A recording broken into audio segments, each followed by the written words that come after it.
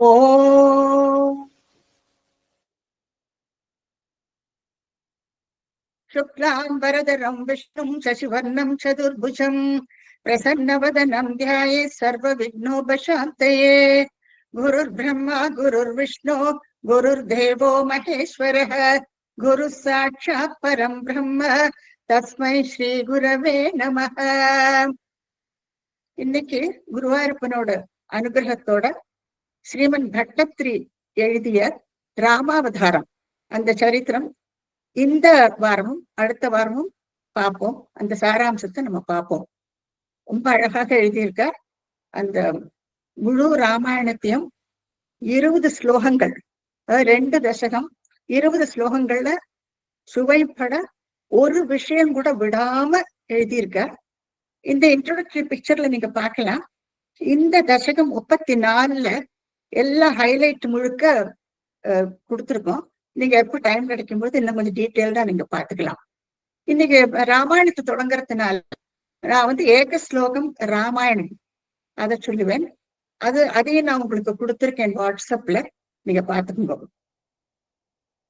ஆதௌ ராம தபோவனாதிகமனோ ஹத்வா மிருகம் காஞ்சனோ வைதேஹி ஹரணம் ஜடாயுமரணோ சுக்ரீவ சம்பாஷணோ வாலி நிகிரஹணம் சமுத்திரதரணோ லங்காபுரி தாஹனோ பశ్చాத் ராவண கும்பகர்ணஹனனோ ஜெயதத்தி ராமாயணோ. இப்போ பிரீஃபா தசகம் 34 அம்பரீஷ் சரித்திரத்தை பார்த்துட்டு அப்புறம் ராமாயணத்தை தொடங்குவோம். அம்பரீஷனுடைய முன்னோர்கள் எல்லாம் நம்ம பார்த்தோம். அம்பரீஷன் அவனுக்கு ஏராளமான சொத்துக்கள் எப்படி கிடைத்தது என்பதை நம்ம பார்த்தோம். அதாவது 7 சமுத்திரங்கள் சூழ்ந்த அந்த பூமிக்கு அதிபதி ஆயிட்டான் அம்பரீஷன். அது முன்னோர்களுடைய லிஸ்டா நம்ம ரொம்ப டீட்டெயில்டா நம்ம பார்த்திருக்கோம். அப்படி இருந்தும் அம்பரீஷன் விஷ்ணு பக்தனாக இருக்கான். விஷ்ணு ஆராதிக்கிறார் அவர். அப்புறம் விஷ்ணு பக்தர்களையும் ஆராதிக்கிறார். இப்ப அவருடைய பக்தியை மெச்சு பகவான் தன்னுடைய ஸ்ரீ சக்கரத்தையே அவருடைய ரட்சணைக்கோசரம் கொடுக்கிறார். எவ்வளவு பெரிய கிஃப்ட் அவருக்கு கிடைக்கிறது விஷ்ணு பக்தனாக இருந்த அந்த அம்பரீஷனுக்கு. எப்பவுமே எந்த தன்னுடைய மனசை முழுக்க மகாவிஷ்ணுவிடமே செலுத்தியிருக்கார். இவ்வளவு பெரிய பூமிக்கு அதிபதியா இருந்தும் கூட விஷ்ணு பக்தனாக இருக்கார் அம்பரீஷன். இந்த சரித்திரத்தை நம்ம என்னத்துக்கோசரம் முன்னோடியா வச்சிருக்காருங்கிறத அன்னைக்கு பார்த்தோம். ஏன்னா வைவஸ்தவ மனுவுடைய புத்திரர்கள்ல நபாகனுடைய புத்திரனாக்கும் அம்பரீஷன், நபாகனுடைய சகோதரன் இக்ஷ்வாகு, இக்ஷ்வாகு வம்சத்துல வந்தவர் தான் ஸ்ரீ ராமச்சந்திரமூர்த்தி. ராமாயணத்துக்கு ஒரு முன்னோடி அம்பரீஷ சரித்திரம். அதற்கு மேல நிறைய காரணங்களும் இருக்கு, அதையே நம்ம பார்த்தோம். விஷ்ணு பக்தனான ஸ்ரீ அம்பரீஷன் அவர் எப்பவுமே தன்னுடைய மனைவி கூட அந்த தீரத்துல பகவான் அர்ச்சிக்கிறார். அவர் விஷ்ணு பகவானை எப்பவுமே ஆராதிக்கிறார். இந்த துவாதசி விரதம் அதை எடுத்துக்கிறார் அவர். அதனோட டீட்டெயில்ஸ் எல்லாம் இன்னைக்கு நம்ம பார்த்தோம். அந்த துவாதசி விரதத்துல அவர் 60 கோடி பசுக்களை தானமா கொடுக்கிறாராம் பிராமணர்களுக்கு. தங்க பூட்டிய பசுக்கள். அது மாதிரி ஏராளமான அவர்களை பிராமணர்களை சல்கரிக்கிறது, அவர் கோதானம் பண்றது, இப்படியாக அவர் அவருடைய அந்த பக்தியை ரொம்பவுமே சொல்லணும். அது துவாதசி விரதம், அது ரொம்ப கடினமான ஒரு விரதம். அதை பத்தி நான் அன்னைக்கு சொன்னேன். எப்படி பகவான் ஆராதிச்சு பட்னி இருந்து அது எப்படி முடிக்கணுங்கிற விஷயத்தெல்லாம் நம்ம பார்த்தோம். இப்படியாக அந்த ஒரு வருஷத்துல 12 விரதங்கள் வரும். அந்த கடைசி விரதம் முடிக்கிற சமயத்துல அப்ப அந்த சமயம் முடிக்கிற சமயம் பார்த்து இவர் வரார், துர்வாச முனிவர் வரார். துர்வாச முனிவர் தன்னுடைய சிஷ்யர்களோட அவர் அங்க சேர்றார். உடனே அவரையும் அவர் போஜனத்துக்கு அழைக்கிறார். அப்போ அவர் என்ன சொல்றாருன்னா, நான் மத்தியான கடன்கள் எல்லாம் குடிச்சுட்டு நான் வரேன், அதுக்கப்புறமா போஜனம் சாப்பிடலான்னுட்டு அவர் வேணும்னே மெதுவாக யமுனை நதிக்கு போறாராம். போயிட்டு அவர் வரத்துக்குள்ள ரொம்ப நேரம் ஆயிடுறது, இன்னும் கொஞ்ச நேரம் தான் இருக்கு.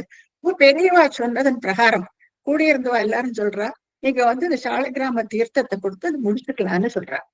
அப்ப இவரும் அந்த சாலக்கிராம தீர்த்தத்தை எடுத்துட்டு தன் பாரணை பண்ணிடுறார் அம்பரீஷன். இத ஞான திருஷ்டியில பார்த்து விடுறார் துர்வாசர். அவர் எப்பவுமே எல்லாருக்குமே ஒரு ஒரு துன்பம் கொடுக்கிற ஒரு நேச்சர் உண்டு அவருக்கு. அப்ப இவர் என்ன பண்றாருன்னா, கோபத்தோட தன்னுடைய முடிய பிச்சு அதுல ஒரு கிருத்திய உருவாக்கி அந்த கிருத்திய வந்து எவரார் அவர். அந்த கிருத்தியோ அது வந்து புவனத்தையே தகிக்குமா, அப்பேற்பட்ட அனல் அடிச்சுன்னு அந்த கிருத்தியே வருது. கையில ஒரு கத்தி வேற. அப்போ அம்பரீஷன் வந்து கொஞ்சம் கூட அசங்கறதே இல்லை. நின்ன இடத்திலே நின்றுட்டு இருக்காரு அவர். அதை நான் தப்பு பண்ணலை, பண்ணி இருந்தானா அதை என்ன தண்டிக்கட்டும் அப்படின்னுட்டு அவர் நின்றுட்டு இருக்காரு. ஆனா அந்த ஸ்ரீ சக்கரம் பக்கத்துல இருக்கு இல்லையா, அவர் சும்மா இருக்கிறது இல்லை. உடனே எழுந்து அந்த கிருத்தியை அப்படியே விழுங்கி விடுறது. இந்த சக்கரத்திலிருந்து வர அந்த தேஜஸ், இந்த தேஜஸ் அப்படியே விழுங்கி விடுறது. அந்த ஸ்ரீசக்கரம், அந்த சக்கரம் என்ன பண்றது என்னன்னா, யார் ஏவினாலோ அவர் பின்னால போறது. யார் ஏவிருக்காரு? துர்வாச முனிவர். சோ துர்வாச முனிவரை நோக்கி அந்த சக்கரம் பின்னாலேயே போறது. அவர் பயந்துட்டு அங்கிருந்து ஓட தொடங்குறார். புவனம் முழுக்க ஓடியாச்சு அவர். ஓடினா ஓடினா பின்னால பார்த்துட்டே இருக்கார். பின்னாலேயோ சக்கரம் துரத்திக்கிண்டே வருது. இப்ப அதுல இருந்து எப்படியான தப்பிக்கணுமே. இப்ப நேரா புவனத்தை எல்லாம் சுத்தி பார்த்தப்ப அதுக்கப்புறம் சத்தியலோகத்துக்கு போறார். 14 ஆண்கள் உண்டு இல்லையா, சத்தியலோகத்துக்கு போறார். சத்தியலோகத்துல பிரம்மா அவர் என்ன சொல்றார், இந்த இது காலச்சக்கரம், இது விஷ்ணு மாயை, இந்த காலச்சக்கரத்துக்கு முன்னால நான் ஒண்ணுமே பண்ண முடியாதுன்னுட்டு அவரும் விலகி விடுறார். என்னால ஒண்ணும் பண்ண முடியாதுன்னு சொல்லிட்டு அவர் விலகி விடுறார். அதுக்கப்புறமா இவர் என்ன பண்றாருன்னா, இவரோ சிவபக்தர், அப்போ துர்வாசர் சிவனோட அம்சம்னு சொல்லுவார். கைலாசத்துக்கு போறார். கைலாசத்துக்கு போய் பரமசிவனை வேண்டுறார். எனக்கு இந்த சக்கரம் பின்னாலேயே துரத்திட்டு வருது. அவருடைய காலடியில போய் விடுறார். அவரும் சொல்றார், நீ வந்து அந்த வைகுண்டநாதனுடைய காலில போய் விழு, என்னால ஒண்ணும் பண்ண முடியாது. இவ எல்லாருமே காலக்கெடுவுக்கு உட்பட்டவா இல்லையா, இவாளால ஒண்ணும் பண்ண முடியாது. இப்ப நீ அந்த வைகுண்டநாதன் அவர் தானே கொடுத்திருக்கார், நீ அவர்கிட்டயே போய் சரணடை அப்படின்ட்டு சொல்லி அவரு அனுப்பிச்சு விடுறார். இப்ப நேர வைகுண்டத்துக்கு வரார் துர்வாசர். வைகுண்டத்துக்கு வந்து அவர் என்ன சொல்றார், நான் பக்தனுக்கு தாசன் அல்லவான்னு சொல்லிவிடுறார் அவர். பாருங்க, ஞானிகளை விட பக்தனை ரொம்பவுமே மெச்சிக்கிறார் பகவான்ங்கிறது நமக்கு தெரியறது. எவ்வளவு பக்தியோட நம்ம இருக்கணும் இந்த கலிகாலத்துல இல்லையா. அது ஈஸியான ஒரு மார்க்கமும். ஏன்னா ஞானம்ங்கிறது ரொம்ப கஷ்டம். படிச்சு ஞானம் மூலமாக பகவானை அறியறதுங்கிறது ஒரு கடினமான மார்க்கம். ஆனா பக்தி மார்க்கத்துல நம்ம பகவானை எப்பவுமே நம்ம பக்கம் இருக்க முடியும். அப்போ அவர் என்ன சொல்றார், நான் பக்தனுக்கு தாசன் அல்லவா, அப்போ நீ வந்து அந்த பக்தனுடைய காலிலேயே போய் விழு அப்படின்ட்டு சொல்லி விடுறார் அவர். துர்வாசரும் ஞானி இல்லவா, ஓடிண்டு வந்து அம்பரீஷனுடைய காலில் வந்து விழறார். அம்பரீஷன் சட்டுன்னு பின்வாங்குறான். ஏன்னா அவருக்கு என்னன்னா, இத்தனை பெரியவர் ஞானி அல்லவா, அவர் வந்து தன்னுடைய காலில் விழுறதாவது அவருக்கு அப்படியே அதிர்ந்து போயிடுறார். ஆனா என்ன பண்றாருன்னு, சக்கரம் பின்னாலேயே வருது. அப்போ அந்த சக்கரத்தை ஸ்துதி பண்றார் அம்பரீஷன். ஸ்துதி பண்ணினோன்னு அந்த சக்கரம் அதனுடைய வழியில போயிடுறது. அவர் காலை நீங்க பாருங்க எப்படி டைட்டா படிச்சுட்டு இருக்கார், எப்படியான சக்கரத்திலிருந்து தப்பிக்கணுமே.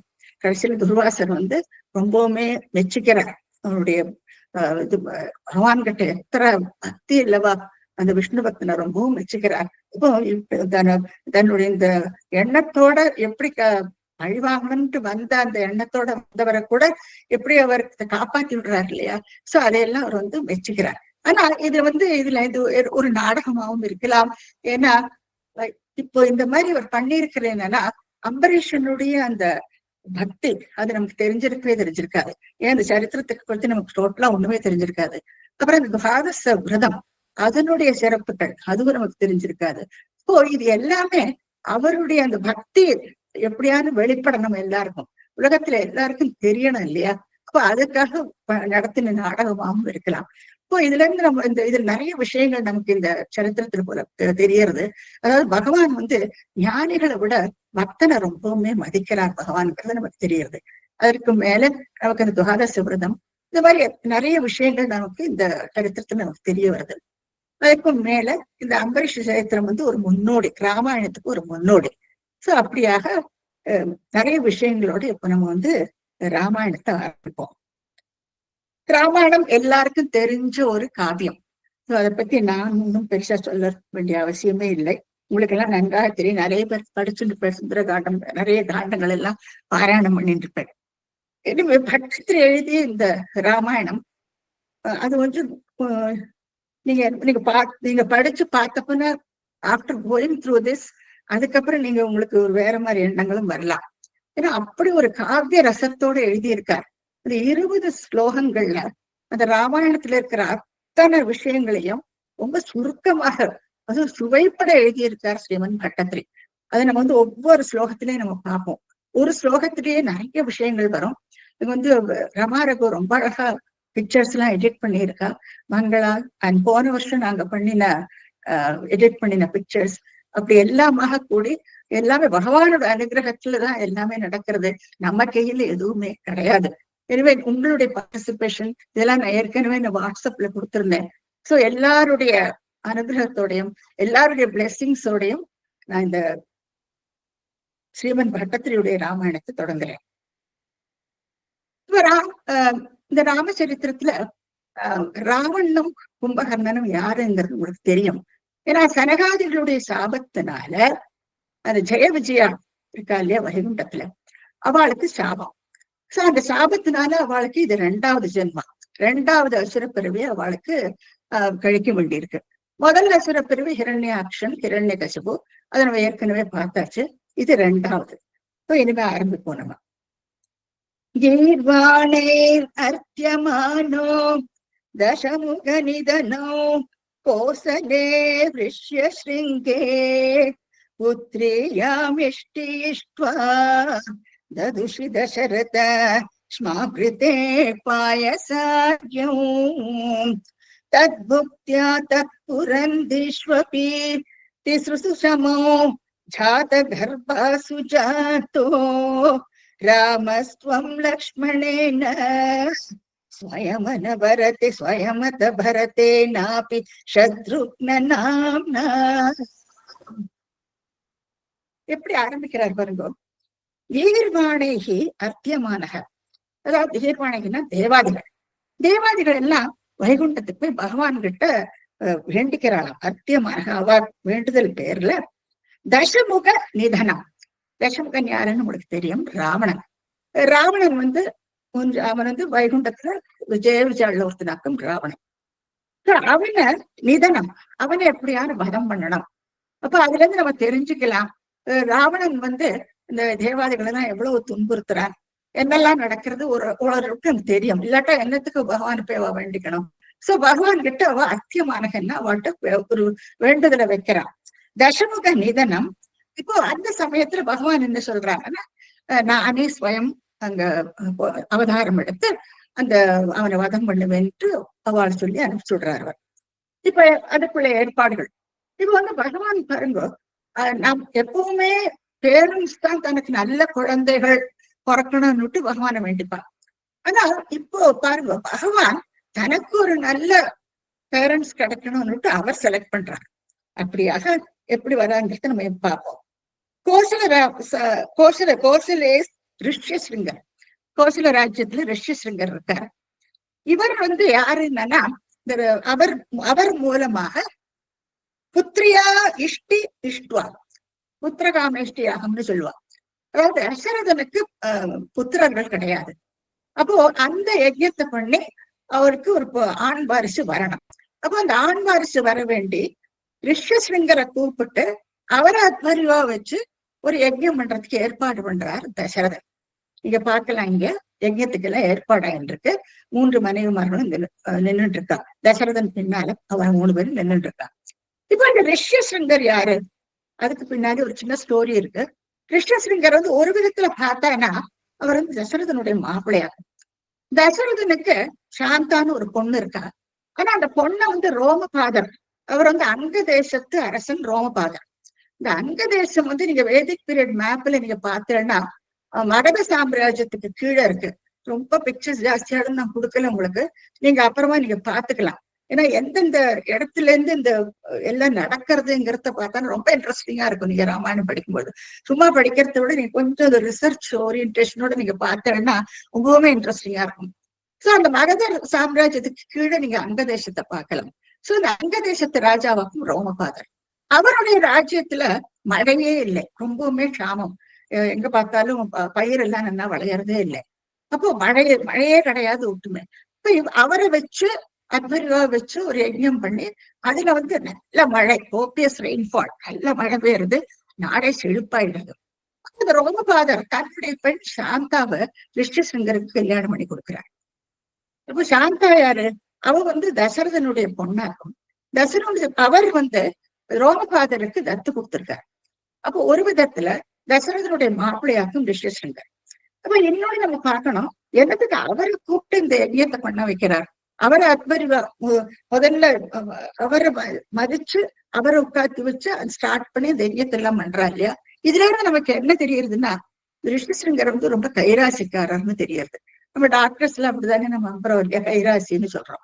இந்த மாதிரி அவருக்கு நல்ல கைராசி, அவர் பண்ணினான கண்டிப்பா அந்த காரியத்துல ஜெயம் உண்டு. அப்ப அதனால இப்போ இது எப்பவுமே இந்த இதுல காவியங்கள் எல்லாம் சொல்லுவா, மகான்களுடைய கை வந்து தெய்வத்துக்கு சமானமானதான். அப்ப அவர் கையால அது பண்ணினானா அதுல கண்டிப்பா ஜெயம் கிடைக்கும். சோ அதனால இந்த யஜ்ஞத்தை பண்றாங்க.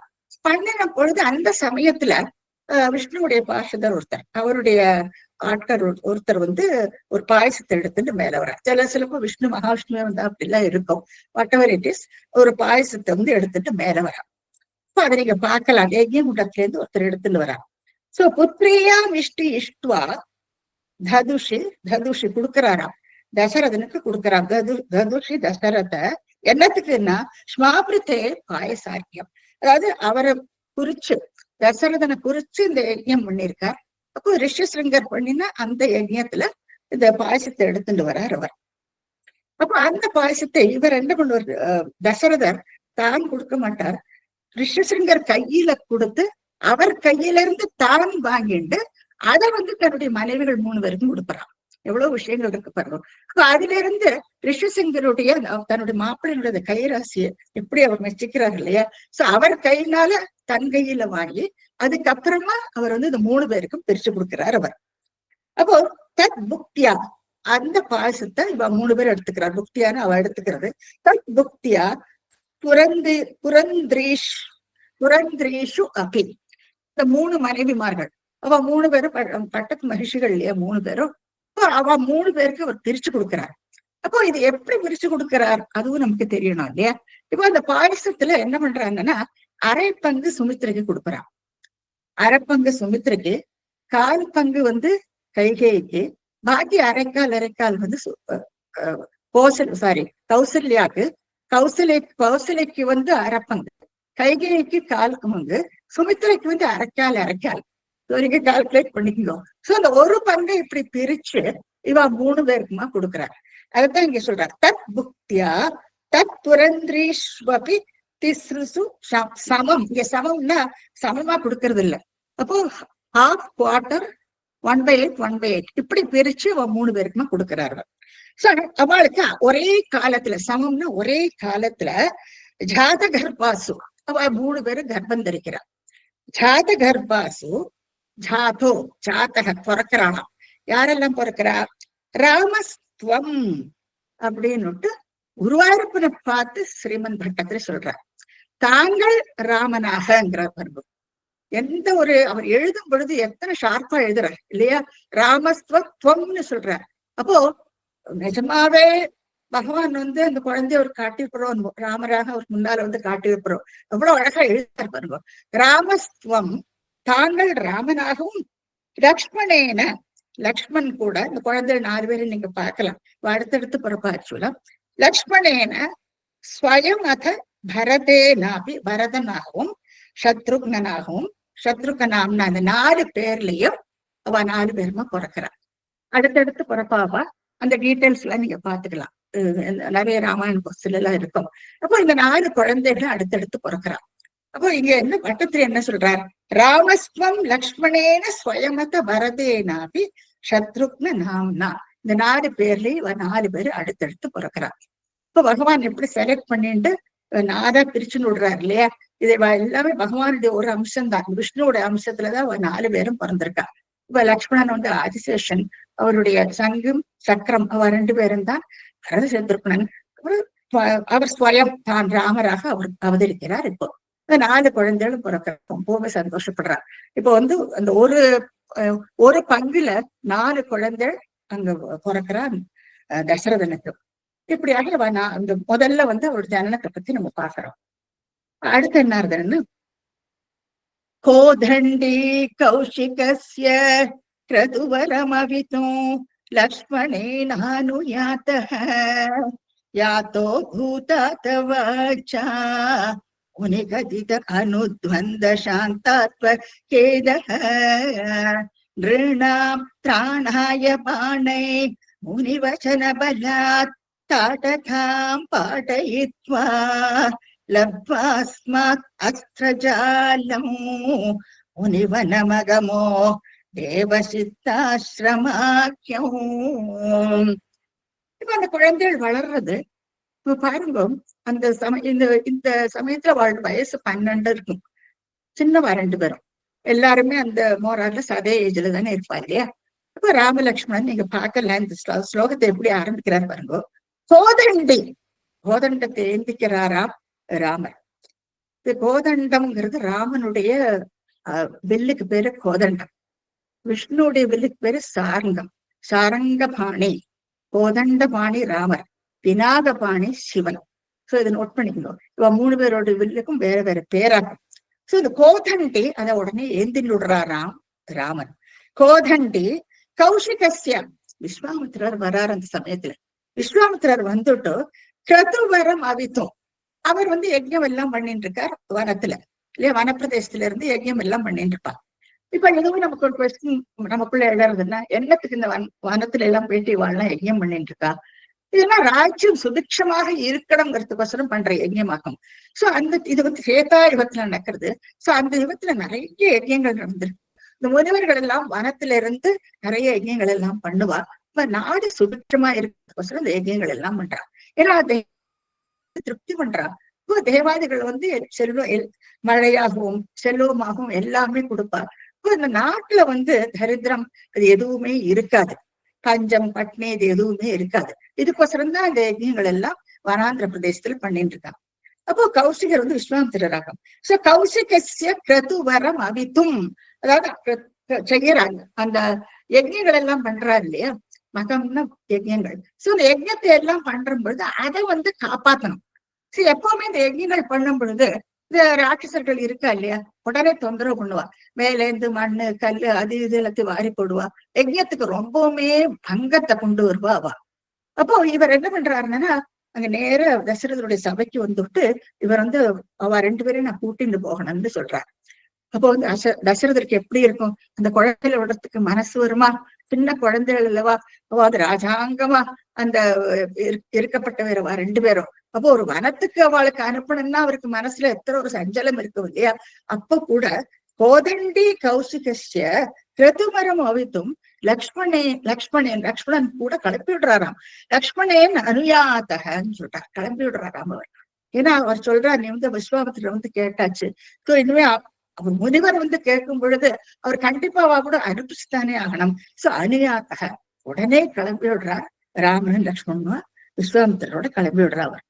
யாத்தோ பூஹு தாத்தவாச்சா, தாத்தான அப்பா, அப்பா சொன்ன பிரகாரம் யாத்தோ பூஹு கிளம்பி விடுறா பாருங்க. 2 பேரும் அடுத்தடுத்து அவருக்கு பின்னார கௌசிகருக்கு பின்னாரு கிளம்பி விடுறா 2 பேரு. சோ யாத்தோ பூ தாத்தவாச்சா முனி கதித. அப்போ விஸ்வாமித்திரர் இவருக்கு சொல்லி கொடுக்குறாரு. முனி கதித்தனா சொல்லி கொடுக்கறது. அனுத்வந்த, இது 2 மந்திரங்கள் சொல்லி கொடுக்குறாங்க. அனுத்வந்த அது என்னத்துக்குன்னா சாந்தாத்ம கேதக. இப்ப வனத்துல எல்லாம் நடந்துட்டு இருப்பா இல்லையா? நடந்துட்டு இருக்கும்பொழுது காலில முள்ளெல்லாம் குத்தும். இவாள எப்படி ராஜாங்கமா இருந்தவா அயோத்தியால. அப்ப அந்த மாதிரி இருக்கும் பொழுது இந்த 2 குழந்தைகளுக்கும் நடக்கும் பொழுது காலில சறுக்குன்னு முள்ளெல்லாம் குத்தும். இவாள நடந்தேதான் போகணும். அந்த முனிவர் சொல்றபடி எல்லாம் கேட்கணும். அவள் எதிர்த்து எதுவுமே சொல்லக்கூடாது. அப்போ அப்பா சொன்னதும் பிரகாரம் இவ 2 பேரும் உடனே கிளம்பி விடுறா. அப்போ அந்த முனிவர் என்ன பண்றாருன்னா, அந்த மந்திரத்தை அவ 2 பேருக்கும் சொல்லி கொடுக்குறாரு. அந்த மந்திரம் பலை அதிபலைன்னு சொல்லுவா. இந்த 2 மந்திரங்கள் இப்போ ரொம்ப ரேரா சில பேர் இதெல்லாம் கத்துப்பாங்க. இதெல்லாம் மிஸ்யூஸ் பண்ணக்கூடாது. ஏன்னா இந்த மந்திரங்கள் சொன்னான்னா நமக்கு இந்த கஷ்டங்கள் இருக்காது. அதாவது இந்த மாதிரி கஷ்டமான ஒரு இதுல போயிட்டு இருக்கும் பொழுது ஏதாவது துன்பங்கள் நேர்ந்ததுன்னா அதுல இருந்து விடுபடுறதுக்கோசரம் இந்த மந்திரங்கள் சொல்லுவாளாம். இவ 2 பேருக்கும் இந்த மந்திரத்தை அவர் சொல்லி கொடுக்குறாரு. அதான் முனி கதித அனுத்வந்த சாந்தாத்ம கேதகன்னா அது துன்பம் தெரியாம இருக்கிறதுக்கோசரம். அப்போ காமா இருப்பா. குழந்தைகளுக்கு தெரியாம 2 பேருக்கும் தெரியாது அந்த கஷ்டமே.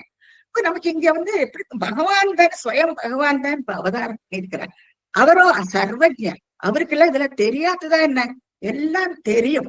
ஆனா அப்படியும் மந்திரோபதேசத்தை அந்த முனிவர்கிட்ட இருந்து கத்துக்கிறார் பாருங்க. இதேதான் கிருஷ்ணாவதாரத்துல நம்ம பார்ப்போம். சாந்திபுரி ஆசிரமத்துக்கு போயிட்டு கிருஷ்ணர் வந்து 64 கலைகளை அங்க பலராமனோட கத்துப்பறவர். அவருக்குன்னு தெரியாததா என்ன, சர்வஜர், எல்லாமே தெரியும். கூட அந்த குரு மூலமா அவ கத்துப்பாவ. அப்போ இதெல்லாம் இந்த அனுஷ்டானங்கள்லாம் அந்த காலத்துல எவ்வளவு இருந்திருக்கு பாருங்க. இப்ப ஸ்வயம் பகவான் தான் அப்படி இருந்துட்டு கூட அந்த மந்திரோபதேசத்தை வந்து அவர் வந்து அந்த முனிவர்கிட்ட இருந்து அவர் 2 பேரும் கத்துக்கிறாவா. சோ அனுத்வந்த சாந்தாத்ம கேதக. அப்புறம் அடுத்து என்ன ஆகுதுன்னு இப்போ நடந்துட்டே போறான். அந்த வலையது போல அந்த மந்திரத்தை அவர் சொல்லி கொடுக்குறார். இப்ப அந்த மந்திரத்தை உச்சரிச்சுட்டு விஸ்வாமித்திரரோட கூட நடந்து போயிட்டு இருப்பா வனப்பிரதேசத்துல. நிருணாம் திராணாய, நிருணான்னா ஜனங்கள், அவளை திராணாய காப்பாத்துறதுக்கோசரம் இப்ப அடுத்து பாருங்க, இவளுக்கு உடனே எவ்வளவு அலர்ட் ஆக வேண்டியிருக்கு. நிருணாம் திராணாய பாணைகி முனி வச்சன பலாத்து. பானைன்னா தங்களுடைய பானங்கள்னால, ராமலட்சுமணர் 2 பேரும் தங்களுடைய பானங்கள்னால முனி வச்சன பலாத்து, முனிவர் சொல்றாராம், முனி வச்சன பலாத்து தாடகாம் பாடயித்வா. தாடகையை வந்து வதம் பண்றாரு பாருங்க, பார்க்கலாம். தாடகை வந்து ஒரு டெமனஸ், ஒரு ராட்சசி. அவள் வந்து ஜனங்களை எல்லாம் துன்புறுத்துவலாம், அடிச்சு கொதறி குத்தி அந்த மாதிரி பண்ணுவலாம் அவள். அப்போ அவள்கிட்ட தப்பிக்கிறதுக்கோசரம் இப்ப வேற வழியே கிடையாது. ராமர் கேட்பறாம், இப்போ வந்து நாம் தர்மம் இல்ல, ஒரு ஸ்திரீய கொல்வது அதர்மம் இல்லவா? சோ இந்த மாதிரி ஒரு காரியத்தை நான் வந்து எப்படி பண்ணலாம்? இப்ப நம்ம பெரியவாள்லாம் அப்படித்தானே சொல்லி கொடுத்துருக்கா, ஸ்திரீகள் எல்லாம் துன்புறுத்தப்படாத சொல்லி கொடுத்துருக்கா. நான் இவ்வளவு ஒரு ஸ்திரீ, நான் எப்படி இவ்வளவு வதம் பண்ணுவேன் அப்படின்னுட்டு கேட்கிறாராம் ராமர் விஸ்வாமித்திரர்கிட்ட. அப்ப அவர் என்ன சொல்றாங்கன்னா, அதான் முனி வச்சன பலா, நீ கவலைப்படாதே, நான் சொல்லிதான் நீ பண்ற, உனக்கு குருவா இருந்து நான் சொல்றேன், அதனால நான் சொல்லி முனி வச்சன பலாத்துன்னு சொல்றேன். சோ தன் மேல போட்டுக்கிறார் பாருங்க. அப்போ என்னுடைய சொல்லினால்தான் நீ பண்ற, நீ ஆயிட்டு பண்ணல, நான் சொல்லிதான் நீ பண்ற. அதுவும் என்னத்துக்கு? நிருணாம் திராணாய, ஜனங்களை எல்லாம் காப்பாத்துறதுக்கு. இல்லாட்டா இவ வந்து இன்னமும் இவளுடைய தொல்லை பொறுக்கவே முடியாது, அதனால நீ இதை பண்ணித்தான் ஆகணும்னுட்டு அவட்ட சொல்றா. இப்ப சின்ன வயசாக்கும், அவ 2 பேருக்கு 12 வயசு அனுபவம் அந்த சமயத்துல அவளுக்கு. அப்ப அவ வந்து உடனே இந்த பானத்தினால அடிச்சு அவளை கொன்னுடுறான். நிருணாம் திராணாய பாணைகி முனி வச்சன பலாத், அவர் சொன்னதன் பேர்ல தாடகைய பாடயித்வா, அவளை வதம் பண்றான். அப்போ விஸ்வாமித்திரருக்கு ரொம்ப சந்தோஷமாயிடுறது, அந்த குழந்தை சொன்ன பேச்ச கேட்கிறா இல்லையா. அப்புறம் லப்த்வா, அதனால அவர் கொடுக்கிறாராம், லப்த்வா அஸ்மாத்து அஸ்திரஜாலம், நிறைய அஸ்திரங்கள் இதெல்லாம் எப்பவுமே இந்த குருக்கள் எல்லாம் சொல்லி கொடுப்பா. அஸ்திரஜாலங்கள்னா அஸ்திரம் கூட்டம், விதவிதமான அஸ்திரங்கள். அப்புறம் குவர் கொடுப்பா, அந்த அம்புரா துணி. இந்த அம்புரா துணியில இருக்கிற எப்பவுமே இந்த அம்பு வந்து எடுக்க வந்துட்டே இருக்குமா, விதவிதமான ஆயுதங்கள் எல்லாத்தையும் கொடுப்பா. ஏன்னா இவளோட மெயின் பர்பஸ் என்னன்னா, இவ அந்த ராட்சசர்கள் எல்லாம் ரொம்பவே தொல்லை பண்ணிட்டு இருப்பா இல்லையா, அவளை எல்லாம் வதம் பண்ணணும், அவளை எல்லாம் ஒரு வழிக்கு கொண்டு வந்து இந்த யஜ்யங்கள் எல்லாம் நன்னா நடக்கணும். ஏன்னா அந்த யஜ்யங்கள் நன்னா நடந்தாதான் நாடு வந்து சுபிட்சமாக இருக்கும். அதனாலதான் இவளை கூட்டிட்டு வர்றாரு அவர். சோ லப்வா அஸ்மாது அஸ்திரஜாலம், அஸ்திரஜாலம்னா என்ன அர்த்தம்னா அஸ்திரங்களுடைய கூட்டம். நிறைய அஸ்திரங்கள் எல்லாம் கொடுக்கிறாராம் விஸ்வாமித்திரர். அஸ்திரஜாலம் முனி வனம் அகமக, முனி வனத்துக்கு போறானாம். ஜெனரலா வனம்னா என்ன நம்ம நினைச்சுப்போம், அங்க மிருகங்கள் இருக்கும், காடு மாதிரி காடு சொல்றோம். காட்டுல என்ன இருக்கும், மரமும் செடியும் கொடிகளும் நிறைய பூச்சிகளும் அப்புறம் மிருகங்கள், பெரிய பெரிய மிருகங்கள், இதைத்தான் நம்ம வனம்னு சொல்றோம். இங்க பாருங்க முனிவனம் என்ன அர்த்தம் அப்படின்னா, முனிவர்கள் இருப்பாளா அந்த வனத்துல, முனிவர்கள் தான் நிறைய பேர் இருப்பாளா அந்த வனத்துல. முனிவர்கள் அந்த வனத்துல இருந்துட்டு அவ வந்து யஜ்யங்கள் எல்லாம் பண்ணிட்டு இருப்பா, நாடு சுபிக்ஷமாக இருக்கணும்னுட்டு. சோ அங்க இருந்து என்ன பண்றாங்க, தாடகைய வதம் பண்ணின பின்ன நேரா இந்த முனிவனத்துக்கு போறாளாம். முனிவன மகமக தேவ குருவாயிரப்பா சித்தாசிரமாக்கியம், சித்தாசிரமம் என்கிற முனிவனத்துக்கு இவ போய் சேர்றான். நீங்க பார்க்கலாம், ராமலட்சுமணன் உட்கார்ந்துருக்கா, நிறைய பேர் அங்க உட்கார்ந்துட்டு ஒரு குரு உபதேசம் பண்ணுவார், எல்லாம் சொல்லி கொடுப்பா. சோ ஃபர்ஸ்ட் இவ வந்து அயோத்தியை விட்டுட்டு வழியில இதெல்லாம் பார்த்துடும். இப்போ வந்து சித்தாசிரமத்தை வந்து அடையறா இவ எல்லாருமா. சோ இதுதான் ஃபர்ஸ்ட் இன்சிடென்ட் நம்ம பாக்குறோம். இன்னைக்கு ராமாயணத்துல இதே மாதிரிதான் போகும், ஒவ்வொரு காண்டமா நம்ம பார்ப்போம். இங்க வந்து 10 ஸ்லோகத்திலேயே எத்தனையோ விஷயங்கள்ல ஸ்ரீமன் பட்டத்திரி சொல்லியிருக்கார். இனி அடுத்து என்ன இருக்குன்னு பார்ப்போம். மாரீச்சம் திராவயித்வா மகசிரசிஷரை அந்ய ரக்ஷாம்சி நிக்னல் கல்யாம் குர்வன் அஹல்யாம் பதிபத ரஜசா பிராப்ய வைதேகேஹம் பிந்தான சாந்திரசூடம் தனு அவனிசுதாம் இந்திராமேவ லப்த்வா ராஜ்யம் பிராதிஷ்டதாஸ்துவம் திரிபிரபி ச சமோ பிராத்ருவீரை சதாரை. 4 லைன்ல எத்தனை விஷயங்கள் பாருங்க. மாரீச்சம் திராவயித்வா. இப்போ மக சிரசிங்கிற மகம்னா யஜ்யங்கள். இப்ப நீங்க வனத்துல வந்து யஜ்யங்கள் நிறைய நடந்துட்டு இருக்கோம் இல்லையா? அப்ப இந்த மேல நீங்க பார்க்கலாம், இந்த ராட்சசர்கள் எல்லாம் மேலேந்து எல்லாத்தையும் அதுல வாரி வாரி போடுவாளாம். மேலேந்து எப்பயாவது அந்த பங்கத்தை உருவாக்குவாளாம். மாம்சம் அது இது எல்லாத்தையும் கொண்டு வந்து அதுல பேட்ட கொண்டு போடுவாளாம். அப்போ இவாள் எல்லாம் என்ன பண்றாங்கன்னா, இந்த அவசை இவா வரும் பொழுது மக சிரசிங்கிறவர், அதாவது யஜ்யம் ஆரம்பிக்கும் பொழுதே இவ வந்துடுறாளாம். இந்த ராட்சசர்கள் எல்லாம் மேல சுத்தின்னு இருக்கா. இவ எப்பவுமே என்ன அவ இருக்கிறதுன்னு தெரியாது. அவளுக்கு இந்த மாயாவிகளாக்கும் இந்த ராட்சசர்கள் எல்லாம் அவ வந்து எங்க இருக்கா, எங்க இருந்து என்னத்தை பண்றா, என்னத்தை போடுறா, இந்த யஜ்யம் கூட்டத்துல ஒண்ணுமே தெரியாது. அப்படியே வட்டக்க விட்டு சுத்திக்கிட்டு இருப்பா. அப்போ அந்த யஜ்யம் ஆரம்பிக்கிறதையே இவளுடைய துஷ்டத்தனம் ஆரம்பிச்சு விடுறது.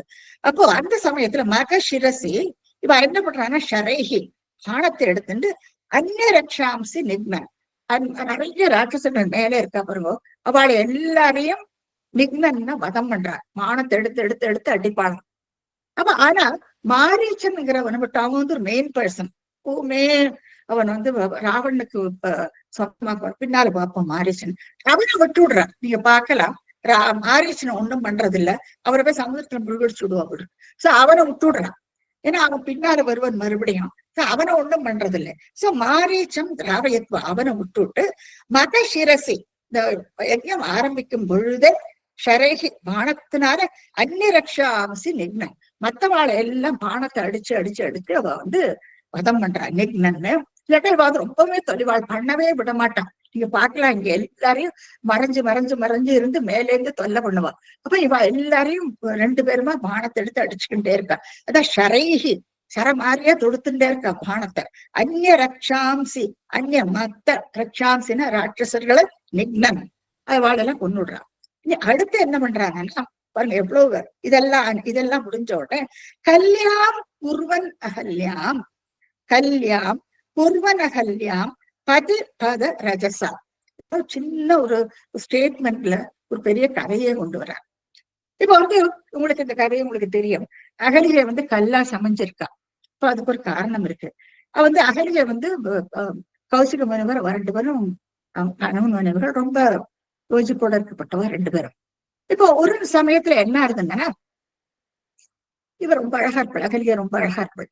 இப்போ ஒரு சமயத்துல ஒரு கந்தர்வன் என்ன பண்றாங்கன்னா, நீங்க பார்க்கல அந்த படத்துல அந்த அந்த முனிவருடைய அதே வேஷத்துல வருவனா, அதே வேஷத்து பின்னால கந்தர்வனாக்கும். ஆனா அவருடைய வேஷத்துல முனிவரோட அதே ஐடென்டிக்கலா அந்த வேஷத்துல வந்து இவளை ஏமாத்தி விடுவான்.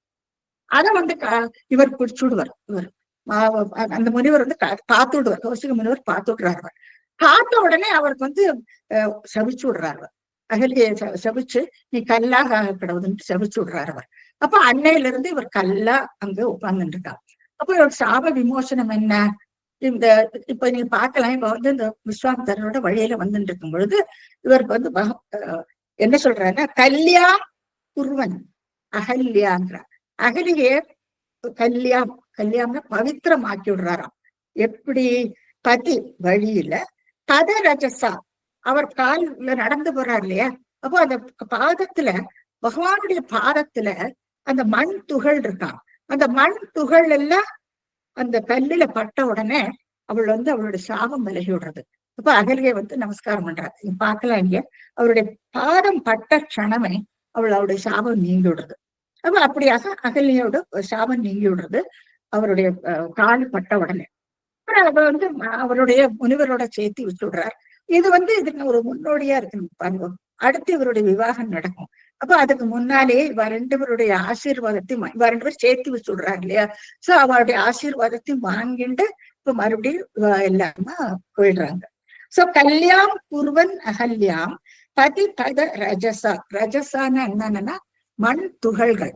பதரஜசான அவள் காலில உள்ள மண் துகள்கள் பட்ட உடனே அவளுடைய சாபம் போய் அவள் பவித்திரமாக்கப்படுறாள். கல்யாம் குருவன் அப்படின்னு என்ன அர்த்தம்னா அவள் வந்து பவித்திரமாயிடுறாளும் அகலிகை. அடுத்து என்ன பண்றார்? அடுத்து என்ன நடக்கிறதுன்னா பிராபிய வைதேக கேகம்னு சொல்றார். வைதேக கேகம்னு சொல்றார். அதாவது விதேக நாட்டுக்கு அடுத்து போறாளா இவ 3 பேருமா. விஸ்வாமித்திரர் வந்து இவ 2 பேரையும் கூட்டிட்டு அடுத்து வந்து விதேக நாட்டுக்கு போறார். இப்ப வைதேகன்னு எழுதியிருக்குல்ல, இப்ப நீங்க வந்து நம்ம என்ன நினைப்போம்? வைதேகன்னா வைதேகியோ சீதையோட கிரகத்துக்கு போறாளோ அப்படி எல்லாம் நமக்கு ஒரு அபிப்பிராயம் வரும். இல்லை, வைதேகன்னா தேக அபிமானம் இல்லாத அந்த ஜனகருடைய வீட்டுக்கு போறான்னு. விதேக நாடு அது ஒரு அர்த்தம். விதேக நாட்டுக்கு அதிபதி வந்து ஜனகராகும்.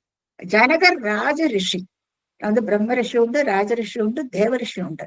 இவர் வந்து ராஜ ரிஷியாகும். ஏன்னா இவர் ராஜாவா இருக்கார், அதே சமயத்துல இவர் ரிஷி. பகவான ஒரு உள்ள பார்த்து அனுபவிச்சவர். அந்த நிர்குண பிரம்மத்தை அவர் உள்ள அனுபவிச்சவர். அப்போ அப்போ அவருக்கு தேக அபிமானம் எதுவுமே கிடையாது. அதனாலதான் அவர் ஒரு ரிஷி.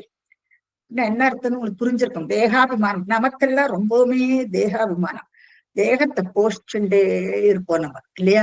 நல்ல சாப்பாடு, நல்ல தூக்கம், நல்ல குளிக்கணும், அது இது எப்பவுமே நமக்கு நம்ம பேர்ல ஆசை. இதுக்கு வந்து நமக்கு ரொம்பவுமே அபிமானம் ஜாஸ்தி. அது என்னத்துக்கு அது ஒரு அழிஞ்சுதான் போறது அந்த தேகம். அதுக்கு போய் இத்தனை சிசுரூஷியா அப்படின்னு நமக்கு தோணும். ஆனா இவர் அப்படி அல்ல. இவர் வந்து ராஜரிஷி. இந்த ரிஷி என்னன்னா வள்ளா தேகத்துக்கு மேல அபிமானமே கிடையாது. ராஜ்யபாரத்தையும் பார்த்துட்டு அதே சமயத்துல விஷ்ணு பக்தராகவும் இருக்காரு இவர். அதனாலதான் அவர் ராஜரிஷியா. அப்போ இங்க இந்த வைதேக கேகம் தேக அபிமானம் இல்லாத, அது 2 அர்த்தம். விதேக நாடு அந்த மாதிரி 2 அர்த்தம் உண்டு. சோ அப்பேற்பட்ட அந்த ஜனகருடைய கேகத்துக்கு இப்ப போறாராம். இப்ப ஜனகர் உள்ள பார்த்த அந்த நிர்குண பிரம்மம் உள்ள பார்த்திருக்காரு இல்லையா, ஒரு ரிஷி அல்லவா. இப்போ சகுண பிரம்மமா தன் வீட்டுக்கு முன்னால வந்து நிற்கிறத பாக்குறாராம். இவ்வளவு அழகா எழுதுறாரு பாருங்க. அதான் வைதேக கேகம். அவருடைய வீட்டு போய் நிக்கிறாரு. 3 பேரா போய் நிற்ன உடனே அந்த நிர்குண பிரம்மத்தை இவர் ரிஷி அல்லவா. அப்போ இவர் வந்து தியானத்துல அவர் மனசுக்குள்ள பார்த்தவராகும். அப்போ மனசுக்குள்ள பார்த்த அந்த நிர்குண பிரம்மத்தை இப்போது சகுண பிரம்மமாக தன் வீட்டு வாசல்ல வந்து நிக்கிறத ஜனகரிஷி பாக்குறாராம். இப்ப பிராபிய வைதேக கேகம். அங்க போயிட்டு அவர் என்ன பண்றார்? பிந்தான சாந்திரசூடம். சாந்திரசூடம் சந்திரத்திரையே அணிந்த சிவபெருமான். சிவபெருமானுடைய தனுஷம் அங்க வச்சிருக்கு. அந்த தனுஷ பிந்தானம் அதை முறிக்கிறாராம் ராமர். இப்ப அதெல்லாம் அண்டர்ஸ்டுட். இப்ப அந்த இடத்துல சுதந்திரம் நடக்கிறது அவங்க போன சமயத்துல. இப்போ இது என்னத்தினால என்னன்னா இவர் ஜனகர் வந்து என்ன தீர்மானம் பண்ணியிருக்காருன்னா சீதையை நல்ல வலுவுள்ளவள். அப்போ ஒரு சமயம் விளையாடிட்டு இருக்கும் பொழுது அந்த பந்து வந்து இந்த வில்லு வச்சிருக்கா இல்லையா, அதுக்கு அந்த பெட்டிக்கு அடியில விழுறது. இவ வந்து அதை ஆழசமா அலாக்கா அதை தூக்கிட்டு அந்த பந்தை எடுத்துடலாம். அப்போ அதனால இப்போ நினைச்சுக்கிறாராம், யாரு இந்த வில்ல நாணயத்துறாளோ அவளுக்கு தான் நான் என் பொண்ணை கல்யாணம் பண்ணி கொடுப்பேன் அப்படின்னுட்டு இவர் தீர்மானம் பண்ணிக்கிறார். நான் ஏத்தினா போறோம். ஏன்னா அது அவ்வளவு கனமான அந்த வில்லாமது. அது நான் ஏத்துறதுன்னா நான்னா கயிறு, அந்த கயிறை எடுத்து அதை பிடிச்சு ஏற்கணும். சோ யாரு இந்த நாணயத்துறாளோ அவளுக்கு நான் வந்து என் பொண்ணை கல்யாணம் பண்ணி கொடுக்கணும்ட்டு அவர் அந்த சமயத்தில் தீர்மானம் பண்ணிக்கிறார். இங்க என்ன அந்த வில்ல எப்படின்னா எத்தனையோ ஒரு 300 பேருக்கு மேல பின்னால பாக்குறேன் பார்ப்போம். இந்த பெட்டியில வச்சுட்டு அந்த சக்கரம் வச்சு அந்த பெட்டியில அதை வச்சுட்டு அதை இழுத்துட்டு வருவானாம். அப்போ அது எத்தனை கனமா இருக்கும் அந்த வில்லு, ஒருத்தரால தூக்க முடியாது. அப்ப எல்லாரும் தூக்கி பாக்குறா, யாராலுமே அதை எடுக்க கூட முடியறது இல்லை. ஆனா இவரோ அதை அப்படியே அலாக்கா எடுத்து பிந்தான சாந்திர சூடம் முறிச்சு விடுறாராம். அவர் சிவதனுச முறிச்சு விடுறார். என்னத்துக்கு முறிக்கிறார் அதையும் நம்ம யோசிக்கணும் இல்லையா. இவர் என்ன நாணயத்தினா போரும். இப்ப இவர் நாணயத்தை விட்டு இருந்தா என்ன ஆகும்? இன்னொருத்தர் வந்து இந்த வில்ல முறிச்சுட்டான்னு வச்சுக்கோங்க. முறிச்சுன்னா அவளும் வந்துட்டு சீதையை பங்கு கேட்பா இல்லையா. அது நடக்கப்படாது. சீதை யாரு? மகாலட்சுமி இல்லவா, அவருக்கு சொந்தமாக்கும் சீதை. இப்ப அவளை தேடிண்டு அவர் இங்க வந்தா செய்ய, ஏன்னா அவர் இல்லாம அவருக்கு இருக்க முடியாது. சீதை வந்து மகாலட்சுமி, அவளை தேடிட்டு அவர் இங்கேயும் வைதேக கேகம் பிராப்பிய அப்படின்னுட்டு எழுதியிருக்காரு. அங்க வந்து சேர்ந்தாச்சு. இப்போ இவர் என்ன பண்றாருன்னா முன்னேற்பட அந்த வில்ல அப்படியே முறிச்சு விடுறாரு. பிந்தான சாந்திர சூடம் தனு அவனி சுதாம். அந்த தனு அப்படி முறிச்சு விடுறார்.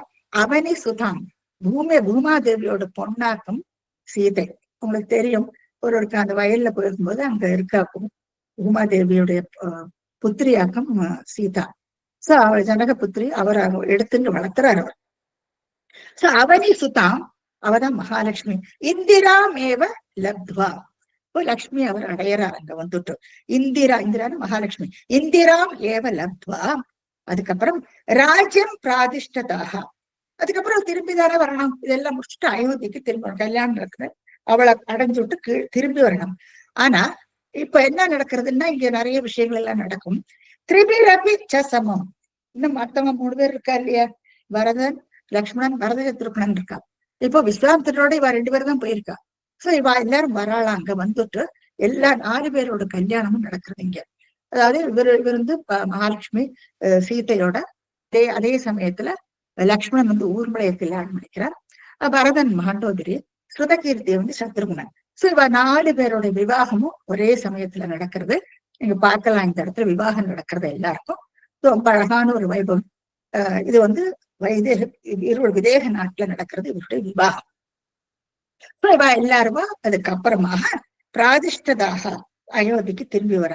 அப்போ பட்டத்திரிங்க என்ன சொல்றார் குருவாயூரப்பனை பார்த்துட்டு, பிராதிஷ்டதாக துவம்ங்கிறார், தாங்கள். ஏன்னா அவருடைய அவதாரம் இல்லையா ராமாவதாரம், அப்ப தாங்கள்னு சொல்றார்.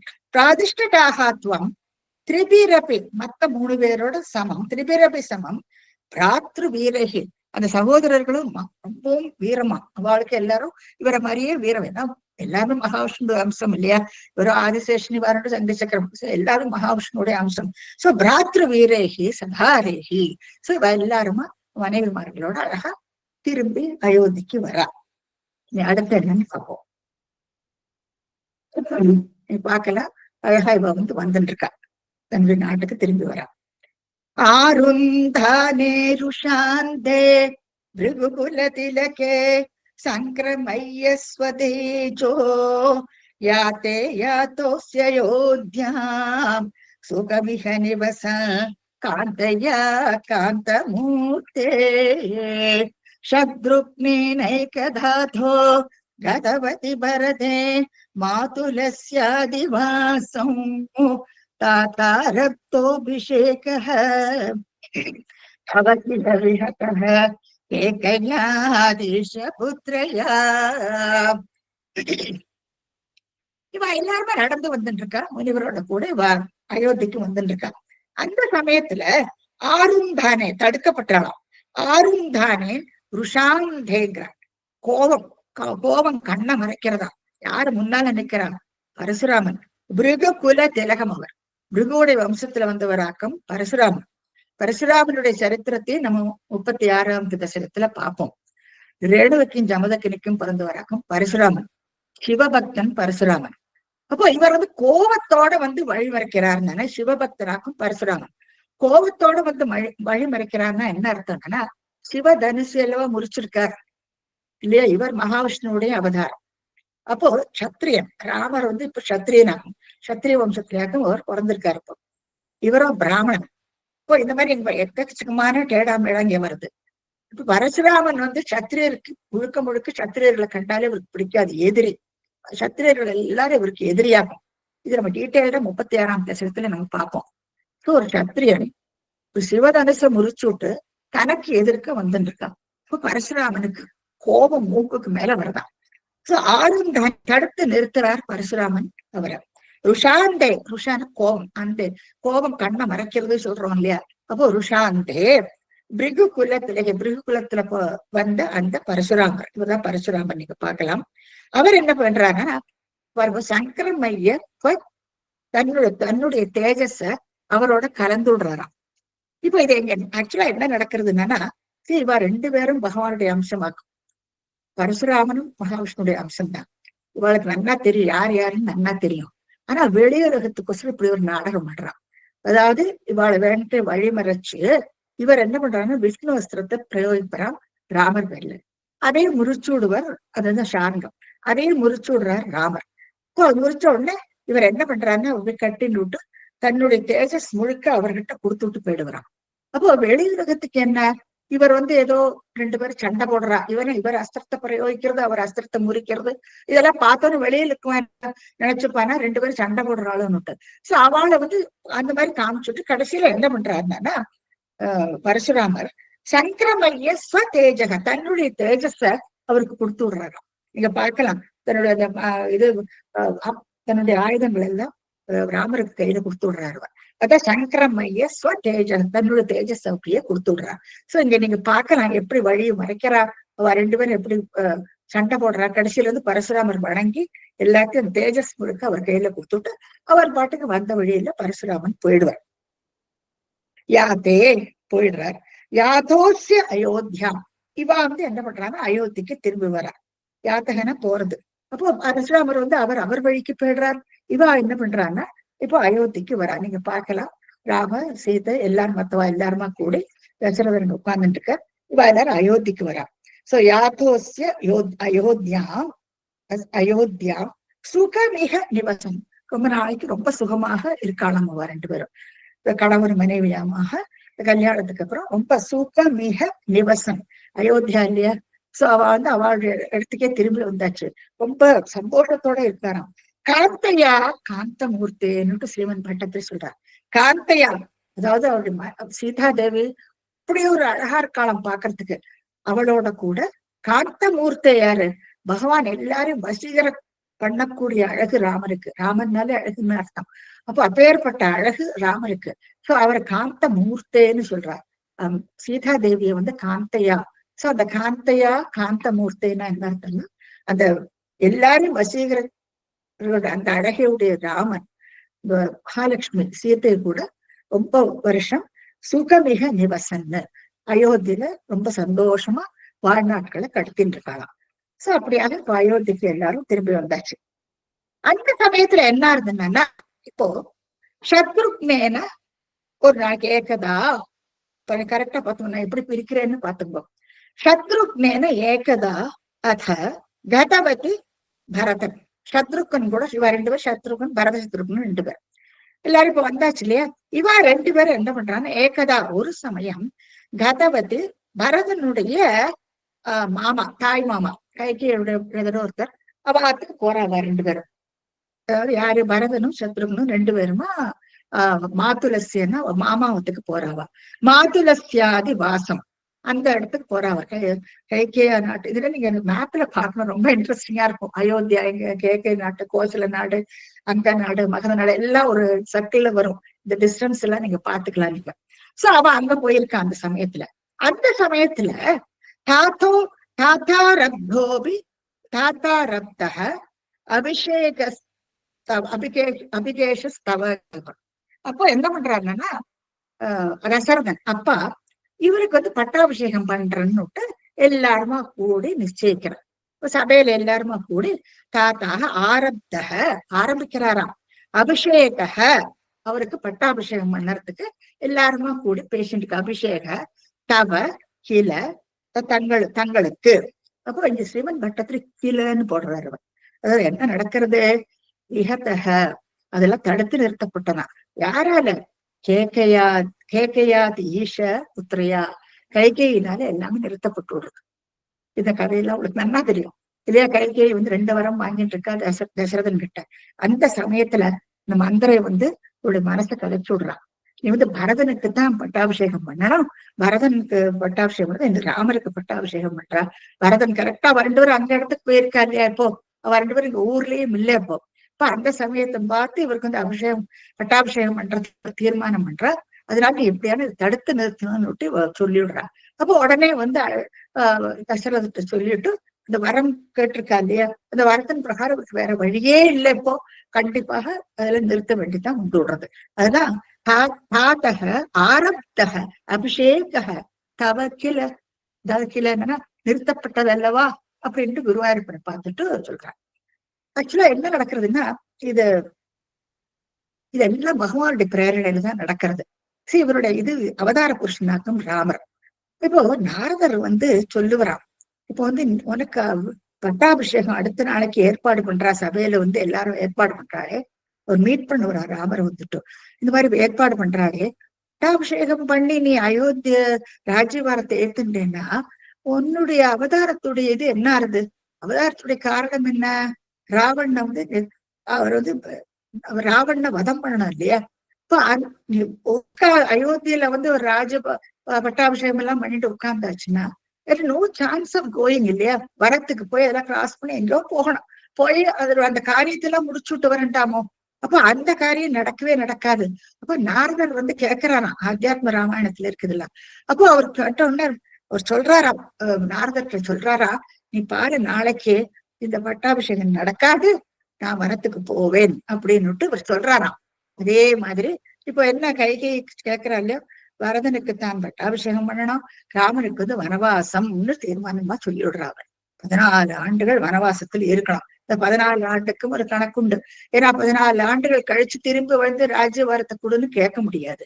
ஏன்னா அதெல்லாம் நீதி சாஸ்திரம்னு ஒண்ணு இருக்கு, லான்னு இருக்கு இல்லையா? அப்புறம் இந்த டைம் லேப்ஸ் ஆயிடுச்சுன்னா திருப்பி கேட்க முடியாது. அப்ப ரொம்ப கிளவரா கேட்டு விடுறாங்க. 14 வருஷம் வனவாசம்னு சொல்லிட்டு வனத்துக்கு எனக்கு சொன்னாங்க. இவருக்கு வேற வழியே இல்லை. அப்புறம் என்னன்னா ஆக்சுவலா இவர் வந்து சொல்ல மாட்டாரா, கைகையை தான் சொல்லுவாரா, நீ வந்து வனத்துக்கு போகணும்னு சொல்லுவாரா. சிற்றன்னை சொல்லத்துக்கு மேல இல்லை, கிளம்பி விடுறார் அவர். சோ அப்படியாக இந்த பட்டாபிஷேகம் எல்லாம் நிறுத்தப்பட்டது.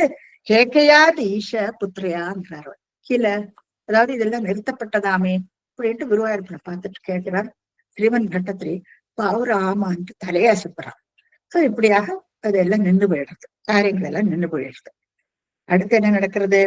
தாத்தோப்யாயாது காமோ வனமனுஜவது சம்யதாபதரஹ பௌராணாருத்யமார்க்கே குஹநிலயகதஹ த்வம் ஜடாசீரதாரி நாவா சந்தீர்ய கங்காம் அதிபதவி புனः தம்பரத்வாஜமாராத் நத்வா தத்வாக்யஹேதோ அதிசுகம் அவசஹ சித்ரகூட்டே கிரீந்திரே. தசரதர் பாருங்க எப்படி துக்கிக்கிறார். தாத்தோக்தியா அவர் சொன்னதன் பேர்ல ஆக்சுவலா அவர் சொல்ல மாட்டாராம், கைகையை தான் சொல்லுவான் நீ வந்து வனத்துக்கு போகணும்னுட்டு. இப்போ ராமர் வந்து இதுல மகாபாரதத்துல இப்படிதான் இருக்கு. மகாபாரதத்துல நீங்க பார்க்கலாம், 9ஆம் ஸ்கந்தத்துல இதெல்லாம் வருது. அதுல என்ன பாகவதத்துல என்ன சொல்லியிருக்கேன்னா, அப்பா வந்து நான் அப்பாவுடைய புத்திரன், நான் அவருக்கு புத்திரன் அல்லவா, அவர் சொல்லி இருந்தானா நான் சந்தோஷமா நான் போயிருந்திருப்பேன். ஆனா அவர் சொல்றது இல்லையா. இப்போ சிற்றனை தான் சொல்றா, அவளுடைய வார்த்தை கேட்டு அவர் கிளம்பிடுறார் அவர். ஆனா தாத்தோக்தியான்னு எழுதியிருக்காரு. அவர் சொன்னதன் பிரகாரம் தாத்த உக்தியா தாத்தோக்தியா யாது காமக, இவர் போகிறதுக்கு விருப்பப்பட்டு விட்டாரா ராமர். கிளம்பி விடுறார் பாருங்க, உடனே கிளம்பி விடுறார். வஸ்திரங்கள் எல்லாம் பார்த்துங்கோ, அவர் எப்படி இருந்தாரோ அதே மாதிரி சீத்தையும் கூட வனத்துக்கு அனுஜன் யாரு? லக்ஷ்மணன் கூட வது தன்னுடைய மனைவி 2 பேரையும் கூட்டு சம்யுதா 2 பேரும் கூட கிளம்பி விடுறார் அவர். இப்ப வந்து முதல்ல அப்பாவுடைய வார்த்தையை மதிக்கிறார் அவர் இல்லையா? அப்பா அதுக்கு மேல தந்தை சொல் மிக்க மந்திரம் இல்லைன்னு சொல்லுவா.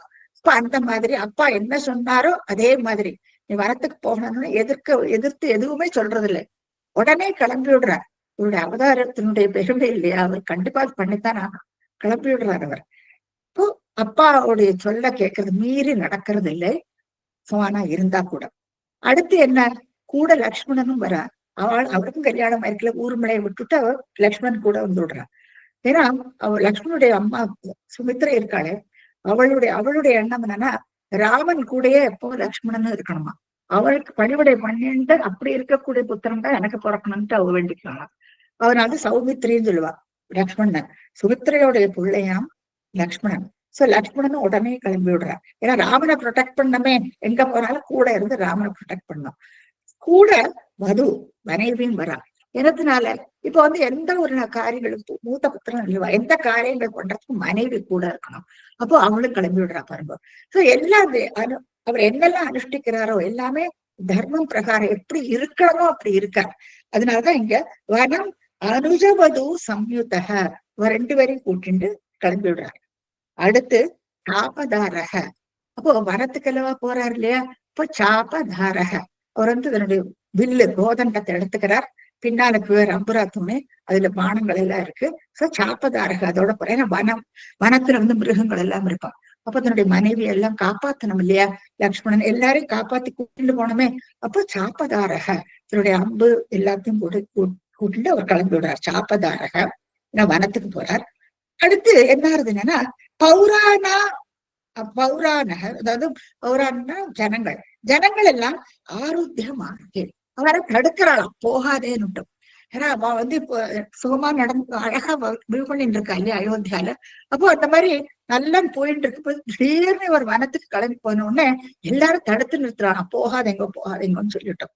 அப்போ அவர் என்ன பண்றாருன்னா, அந்த மாதிரி மார்க்கத்துல வந்த உடனே இவர் தடுத்து நிறுத்தி விடுறாராம். இவர் சொல்றாரு, நீங்கள் எல்லாம் என் கூட வரக்கூடாது. ஏன்னா உங்களுக்கு வந்து சுதர்மம்னு ஒண்ணு இருக்கு.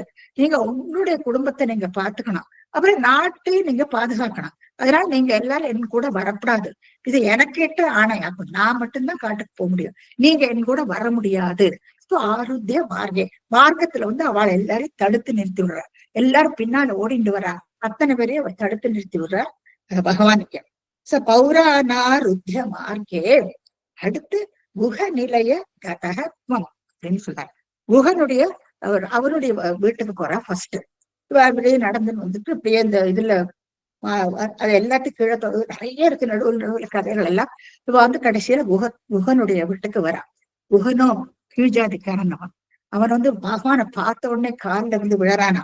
அப்போ அப்படியா அவன் கீழ்ஜாதிக்காரனா இருந்தா கூட அவர் வந்து அவனை தன்னுடைய சகோதரனா ஏத்துக்கிறார் பகவான். தன்னுடைய இருக்கிற 3 சகோதரர்களோட 4வது சகோதரனான குஹனை ஏத்துக்கிறாராம். அவரோ கீழ்ஜாதிக்காரன் தான். அப்ப அவன் எப்படி பணிவிடை எல்லாம் செய்யறானோ அவன் கொடுக்குற ஆகாரத்தை எடுத்து அங்க இருக்கார் அவர். சோ குஹ நிலைய கதகத்துவம். குருவார் பார்த்து ஸ்ரீமன் பட்டத்துல தாங்கள் குஹனுடைய நிலையத்துக்கு போனிராமே. குஹ நிலையம் கதகத்துவம். அங்க போயிட்டு ஜடாச்சீரதாரிங்கிறார். அங்க போன பின்னதான் அவர் வந்து மரபுரி எல்லாம் தரிச்சுக்கிறாராம். அந்த போன பின்ன அப்போ அந்த விடும் பொழுது வந்து எந்த ஆடை ஆபரணங்களோட இருந்தாலும் அதை எல்லாத்தையும் அங்கேயே போட்டுட்டு இப்போ வந்து மரபுரி தரிச்சுக்கிறாங்க. காட்டுக்கெலவா போற, அங்க காட்டுக்கெல்லாம் ராஜா மாதிரி போக முடியாது, அங்க எப்படி இருக்கணுமோ அந்த மாதிரி இருக்கணும் இல்லையா. அப்போ அது மரபுரியே தரிச்சுக்கிறாவா. மரபுரின்னு உங்களுக்கு என்னன்னு தெரியும், அந்த அந்த கலர்ல வெள்ளம் இருப்பா இல்லையா, இந்த ஆரஞ்சு கலர்ல அந்த ட்ரெஸ் எடுத்து மாட்டின்னு விடுறாரு. ஜடா மகுடம் எல்லாத்தையும் கீழே போட்டுடுவான். அவளுடைய நகைகள் இது, அதே மாதிரி சீதா தேவி லக்ஷ்மணன் எல்லாருமே அந்த மாதிரி மாறிண்டு விடுவான். இப்போ ஜடா சீர ஜட முடியெல்லாம் அப்படியே நீங்க பார்க்கல எப்படி இருக்குன்னு பாருங்க, முடிஞ்சுட்டு இந்த மகுடத்தை எல்லாம் அங்கேயே போட்டு விடுவா. சோ ஜடா சீரதாரி. அப்ப அந்த அந்த இது அழிஞ்சுட்டு இவாள்லாம் எப்படி குஹன் அவரை எப்படி அணைச்சுக்கிறார் பாருங்க. அவர் கீழ்ஜாதிக்காரனாலும் அவனை வந்து தன்னுடைய சகோதரனா ஏத்துக்கிறார் பகவான். இப்போ அவனுடைய பணிவடைகள் எல்லாம் ஏத்துட்டு அவன் வந்து இப்போ வந்து கங்கை நதியை கடந்து இவர் அந்த பக்கத்துக்கு கொண்டு விடுவன். சோ அப்படியாக இப்போ ஜடா சீரதாரியாக இவ 3 பேரும் வந்து என்ன பண்றா, நாவா சந்தீரிய கங்காம். படகுல, நாவான படகுல கடந்து, சந்தீரியன கடந்து, கங்கையை கடந்து போறாங்க, அக்கறைக்கு போற எல்லாருமா. இப்போ இங்க கங்கை நதிக்கரையா வழியா போறா, சமுதிரத்தை அவர் எடுத்துக்கிறது இல்லை. ஏன்னா கங்கை நதிக்கரையா போகும்பொழுதுதான் வழியில எல்லாம் நிறுத்தி அந்தந்த அவளுக்கு வந்து சந்தியாவந்தனம் எல்லாம் பண்ண வேண்டி இருக்கும் இல்லையா. சோ அதெல்லாம் இந்த புண்ணிய ஜலத்துலதானே பண்ண முடியும் இல்லையா.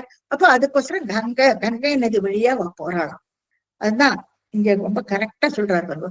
நாவா சந்தீரிய கங்கா, சமுத்திரத்தை தவிர்த்துட்டு இப்படி போறாரு அவர். கங்காம். அதுக்கப்புறம் அதிபதவி புனக, அதாவது அடுத்து மேற்கொண்டு எங்க போறாங்கன்னா பரத்வாஜனுடைய ஆசிரமத்துக்கு போய் சேர்றான். பரத்வாஜ பரத்வாஜ முனிவருடைய ஆசிரமத்துக்கு போய் சேர்றான்.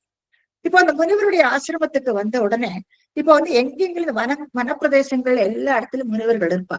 அவ வந்து ஹெர்மிட்டேஜ் பண்ணிட்டு அந்தந்த இடத்துல யஜ்ஞம் பண்ணிட்டு இருப்பா. அந்த சமயத்துல திரேதாயுகத்துல நடக்கிறது இந்த கதையெல்லாம். அப்போ அந்த பரத்வாஜ முனிவருடைய ஆசிரமத்துக்கு போய் சேர்றாரு அவர். அதிபதவின்னு அந்த வழியில பரத்வாஜ முனிவருடைய அந்த ஆசிரமத்துக்கு ஆராத்து அவருடைய இருப்பிடத்துக்கு போயிட்டு நட்வா அவரையும் வணங்குறாராம். நீங்க பார்க்கலாம் படத்துல பகவான் வந்து அவரை வணங்குறார். அப்போ அவருடைய அந்த பணிவு பாருங்க, அந்த வினயம், அவரே ஸ்வயம் பகவான் தான். அப்படி இருந்துட்டும் கூட அந்த பணிவோட பரத்வாஜருடைய அவருடைய அனுகிரகத்தையும் வாங்கிக்கணும் இல்லையா? போற வழியெல்லாம் எல்லாருடைய அனுகிரகத்தையும் வாங்கிட்டு தான் போறார் அவர். சோ நத்வா, அப்புறம் பரத்வாஜ முனிவர் என்ன சொல்றாராம்? தத் வாக்கிய ஹேதோஹோ, அவர் சொன்ன பிரகாரம் முனிவர் சொல்றாராம். என்ன சொல்றார்? அதிசுகம் அவசக சித்திரக்கூடே கிரீந்திரேங்கிறார். நீ சித்திரக்கூடத்துல நீ இருக்கணும்னு சொல்றாராம். சித்திரக்கூடத்துக்கு வராவா? அப்ப அந்த இடத்துல நீங்க இருக்கணும் அப்படின்னு பரத்வாஜ முனிவர் சொல்றார். அப்போ அந்த இடத்துல, அந்த சித்திரக்கூடத்துல அதி சுகம் அவசக, ரொம்ப சுகமா இருக்கலாம். நீங்க ஒரு டிஃபரன்ஸ் பாருங்க. அதி சுகம் அவசக சித்திரக்கூடே கிரீந்திரே அப்படின்ட்டு எழுதியிருக்கார் ஸ்ரீமன் பட்டத்திரிங்க.